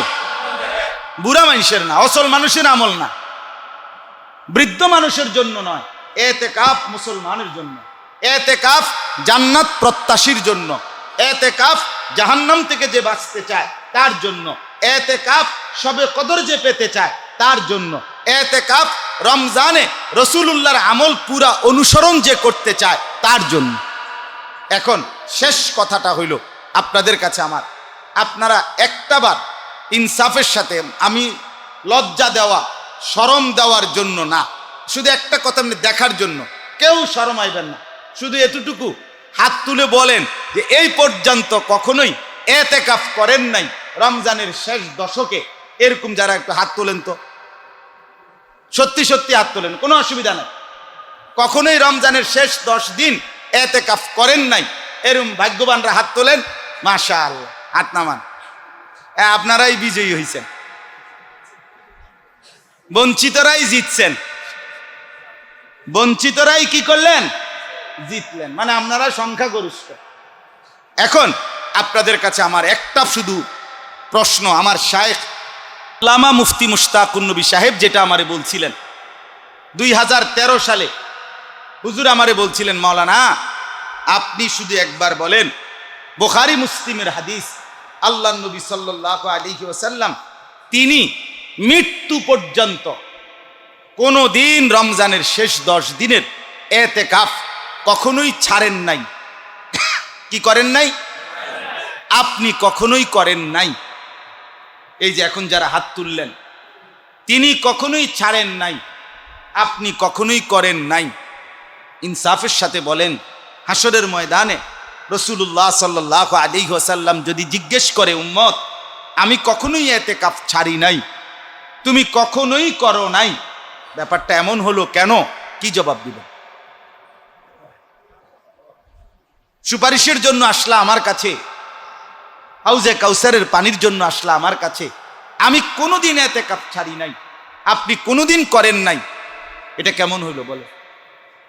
বলেন, কোনো জবাব দিতে পারবেন তো আপনারা? বলেন, পারবেন?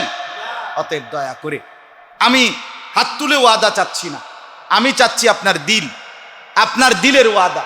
আপনি চেষ্টা করেন এই বছরেই, এই আগামীকালকেই হিম্মত করে ইতিকাফ করা যায় কিনা।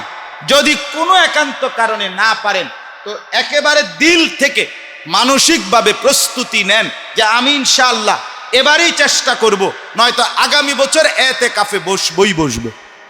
বলেন ইনশাআল্লাহ। এরকম একটা দিল থেকে নিয়ত করেন। পাক্কা নিয়ত করলেন কিনা বলেন? আল্লাহর ঘর মসজিদে 19তম রমজানে, হ্যাঁ, এত ওলামায়ে কেরামের উপস্থিতিতে মসজিদে বসে রমজানে এই নিয়ত করছেন, কিন্তু কাজেই পালন করার চেষ্টা করবেন। যারা এই বছর ইতিকাফে বসবেন, দয়া করে একটাই মূল কথা, মাসআলা কিচ্ছু নাই। মাসআলা হইল শুধু বাইরে যাইতে পারতেন না। মাসআলা হইল কি? শুধু বাইরে যাইতে পারতেন না। এতেকাফ কাচের মতো। কিসের মতো? কাচ। কাচের জিনিস যেমন অল্প ধাক্কাতেই ভেঙ্গে যায়, ঠিক এতেকাফ সামান্য ভুলেই ভেঙ্গে যায়, ভাঙ্গা যায়। আর এতেকাফ ভাঙ্গা গেলে জোড়া দেওয়া যায় না, সুপার গ্লু দিয়েও হয় না। কারণ বাংসে যেদিন এতেকাফের টাইম হলো তার একদিন আগের থেকে সন্ধ্যা, বাংসে পরের দিন দুপুরে, আপনি হেদিকে যাবেন কেমনে? বোঝেন না আপনি কথা? আগামীকাল সন্ধ্যার আগে আগে এতেকাফের নিয়ত করে সুন্নতে মুআক্কাদার এতেকাফের নিয়তে ঢুকতে হবে। পরের দিন দুপুরে যদি আপনি ওই যে নিজের ইচ্ছা মতো পুকুরের গাঁটলায় গিয়ে যে বইয়া রইলেন, অথবা আস্তে কোনাত গিয়ে বিড়িটা যে ধরাইলেন, হ্যাঁ, অথবা মোবাইল টিপতে টিপতে আপনি যে বাহিরে চলে গেলেন, এতেকাফ ভাঙ্গা গেছে। আপনি নাই, এতেকাফ নাই। তো তাইলে এখন যে নাই, এটা আবার ঠিক করণের কোনো বুদ্ধি নাই। কারণ ঠিক করতে হলে আবার ওই আগের দিন যাইতে হবে। তো আগের দিন ফিরবেন কেমনে? কথা বুঝেন না? এই জন্য এতেকাফ কাচের মতো, ভেঙ্গে যায় দ্রুত, কিন্তু ভাঙলে জোড়া লাগানো যায় না, নফল হয়ে যায়। এই জন্য দয়া করে মূল মাসআলা এটাই, এতেকাফ অবস্থায় শুধু কেবল টয়লেট বাথরুমের প্রয়োজন ছাড়া অন্য প্রয়োজনে আপনি বাইরে যাইতে পারবেন না। সোজা কথা, সাফ কথা। অন্য কোনো প্রয়োজনে বাহিরে যাওয়ার কোনো অনুমতি নাই। বলে এত কষ্ট না, কোনো কষ্ট নাই। আল্লাহ পাকের কাছ থেকে সবে কদর নেবেন, এত বড় মর্যাদা নিবেন। আইসিইউ রুগী, মনে রাখবেন, যাদের রুগী আইসিইউতে থাকে হসপিটালে, আইসিইউর রুগী একবার ঢুকানোর পরে মন মতো বাইরে তারে না। এটা বেডের রুগী না, আইসিইউ রুগী। ঠিক কিনা বলেন না? আইসিইউ রুগী বের হইতে পারে না, ঠিক এতেকাফকারী মন মতো মসজিদ থেকে বের হইতে পারেন। শুধুই পেশাব পায়খানা আর যদি ফরজ গোসলের প্রয়োজন হয় তাইলেই আপনি মসজিদ থেকে বের হইতে পারবেন। যতবার গরম লাগে অতবার কাউরি দিয়া বালতি দিয়া পানি আনায়া প্রয়োজনে গামছা ভিজায়া শরীর বারবার মুছে নেন, শরীর ঠান্ডা করে নেন। ফ্যান আছে, কষ্ট করেন আল্লাহর জন্য, বিনিময়ে জান্নাত মিলবে আপনার জন্য, সবে কদর পেয়ে যাবেন। এই জন্য দয়া করে এটাই মূল মাসআলা। আর মসজিদে যেটুকু টাইম থাকবেন, পরস্পর সংসারের কথা, বিদেশের টাকার হিসাব বা বিল্ডিং এর হিসাব, ইট বালু সিমেন্টের হিসাব, আর উকি দিয়া দিয়া কেবল বাজারের দোহান টোহান খেয়াল করা, এটা উচিত। ঠিক আছে না? দুনিয়া ছেড়ে আসলেন, আবার যদি মসজিদে বইয়েই দুনিয়ার ফিকিরে করলেন, তো আর বাইতে তো থাম ভালো ছিল। ছেড়েই জন দিছি, তো ছেড়েই দিলাম 10টা দিন আল্লাহর জন্য, আল্লাহকে নিয়েই পড়ে রইলাম। আল্লাহ তাআলা মাস শেষ হইতে হইতেই ইনশাআল্লাহ গুনাহ মাফ করে দিবে, জান্নাতের ফয়সালা দিয়ে দিবে। এজন্য ইনশাআল্লাহ আমাদের এই মসজিদে এতেকাফ করবেন কারা কারা? মাশাআল্লাহ, মাশাআল্লাহ, অনেক সাথী, মাশাআল্লাহ। আল্লাহ আপনাদেরকে খুব তৌফিক দান করেন, ভরপুর কবুল করেন, হিম্মতের সাথে। মাশাআল্লাহ, হাত নামান। অন্যান্য মসজিদে, যার যার এলাকার মসজিদে নিয়ত করছিলেন বিভিন্ন জায়গায়, এরকম কারা আছেন? হাত তোলেন। মাশাআল্লাহ, এখনো অনেক সাথী, আলহামদুলিল্লাহ। বাকিরা ইনশাআল্লাহ দেখেন এই বছরই পারা যায় কিনা, আর নয়তো আগামী বছর করবেন ইনশাআল্লাহ। ঠিক আছে না? ইনশাআল্লাহ নেক কাজে পিছায়েন না। এ জোয়ান ভাই, ব্যবসায়ী ভাই, স্কুল কলেজের ছেলেরা, তোমরাও ভাই চেষ্টা করো এতেকাফ করার। আমাদের সাথে আলহামদুলিল্লাহ গত বছর আমি আমার শায়েখ আল্লামা মুফতি মুশতাকুর নবী কাসিমি হজরতের সাথে আমরা এতেকাফ করি আজকে প্রায় 10 বছর ধরে। গত বছর আমাদের সাথে এতেকাফ করছে এক মসজিদে 1004 জন। এইবার আশা করি কমপক্ষে 1300-1400 সাথী হবে ইনশাআল্লাহ। এতেকাফ একেবারে সিঁড়ির তলে, অর্থাৎ 2 জনের মাঝখানে একজন, কতভাবে কোনো রকম অর্ধেক অর্ধেক ঘুমায়, অর্ধেক সজাগ থাকে, এমনি মিললেও সিট আছে। অর্থাৎ জায়গা 5 তালা মসজিদের সব পুইরা সিঁড়ির নিচে। ওই যে আমার রাশেদ, ওই যে দাঁড়াও, এই যে আমার মাদ্রাসার শিক্ষক আপনার, সে গত বছর আমার সাথে এতেকাফ করছে, সিঁড়ির তলে আসিল সিট তার। এইবারও বলছে হুজুর আমি সিট না পাইলো সিঁড়ির তলে হইলো থাকুম। এত করে স্কুলের ছাত্র, কলেজের ছাত্র। এই জন্য বললাম আপনার মেহেরবানি করে আপনারা প্রত্যেকেই ইনশাআল্লাহ স্কুল কলেজের ছেলেরাও এতেকাফের নিয়ত করবেন সবাই ইনশাআল্লাহ। আমরা চাই রমজানের শেষ দশক আল্লাহর ঘর মসজিদ গরম হয়ে যাক, বাজার দুর্বল হয়ে যাক, ঠিক কিনা বলেন না? বাজার কমে যাক, বাজার ব্যবসা কমে না, সারা বছর হবে। ব্যবসায়ীরা সিজন বদলাবে, কাস্টমার কি বদলাবে, সিজন বদলাবে ইনশাআল্লাহ। রমজানের আগে তারা তাদের কেনাকাটা করবে, বেচারার বেচা কিনা হলেই তো হইল, ঠিক কিনা বলেন না? এই জন্য দয়া করে আমরা প্রত্যেকে ইনশাআল্লাহ নিয়ত করলাম, আল্লাহ আমাদেরকে তৌফিক দেন, কদর করেন, কবুল করেন। আমার জন্য দোয়া করবেন, আমিও আপনাদের জন্য দোয়া করি। মসজিদে উপযুক্ত, আমার মসজিদ কমিটির সদস্য আছেন, এলাকার মুরব্বীরা আছেন, মসজিদে অবশ্যই অবশ্যই উপযুক্ত মুত্তাকি আল্লাহওয়ালা দিনদার আলেম, যার দ্বারা মানুষের ফায়দা হবে, উম্মতের ফায়দা হবে, এমন খতিব মসজিদের মধ্যে নিয়োগ দিবেন। না আমার কোনো সহযোগিতা দরকার হইলে আমারও বলবেন, আমারও জানাবেন, আমি চেষ্টা করব সহযোগিতা করতে। মাঝে মধ্যে ইনশাআল্লাহ সামনের দিনেও আসবার চেষ্টা করব। ফরদাবাদ মসজিদ আমি একদম ছেড়ে দেই নাই, ঠিক আছে না? ইনশাআল্লাহ এই বেতনে না নাই, কিন্তু মসজিদ আছে। আল্লাহ তাআলা আপনাদের সবাইকে কবুল করেন, ভালোবাসা মহব্বতের এই সম্পর্ক কিয়ামত পর্যন্ত কায়েম রাখেন। মেহেরবানি করে সবাই একটু লাইন ধরে ফাঁকা করে দেন।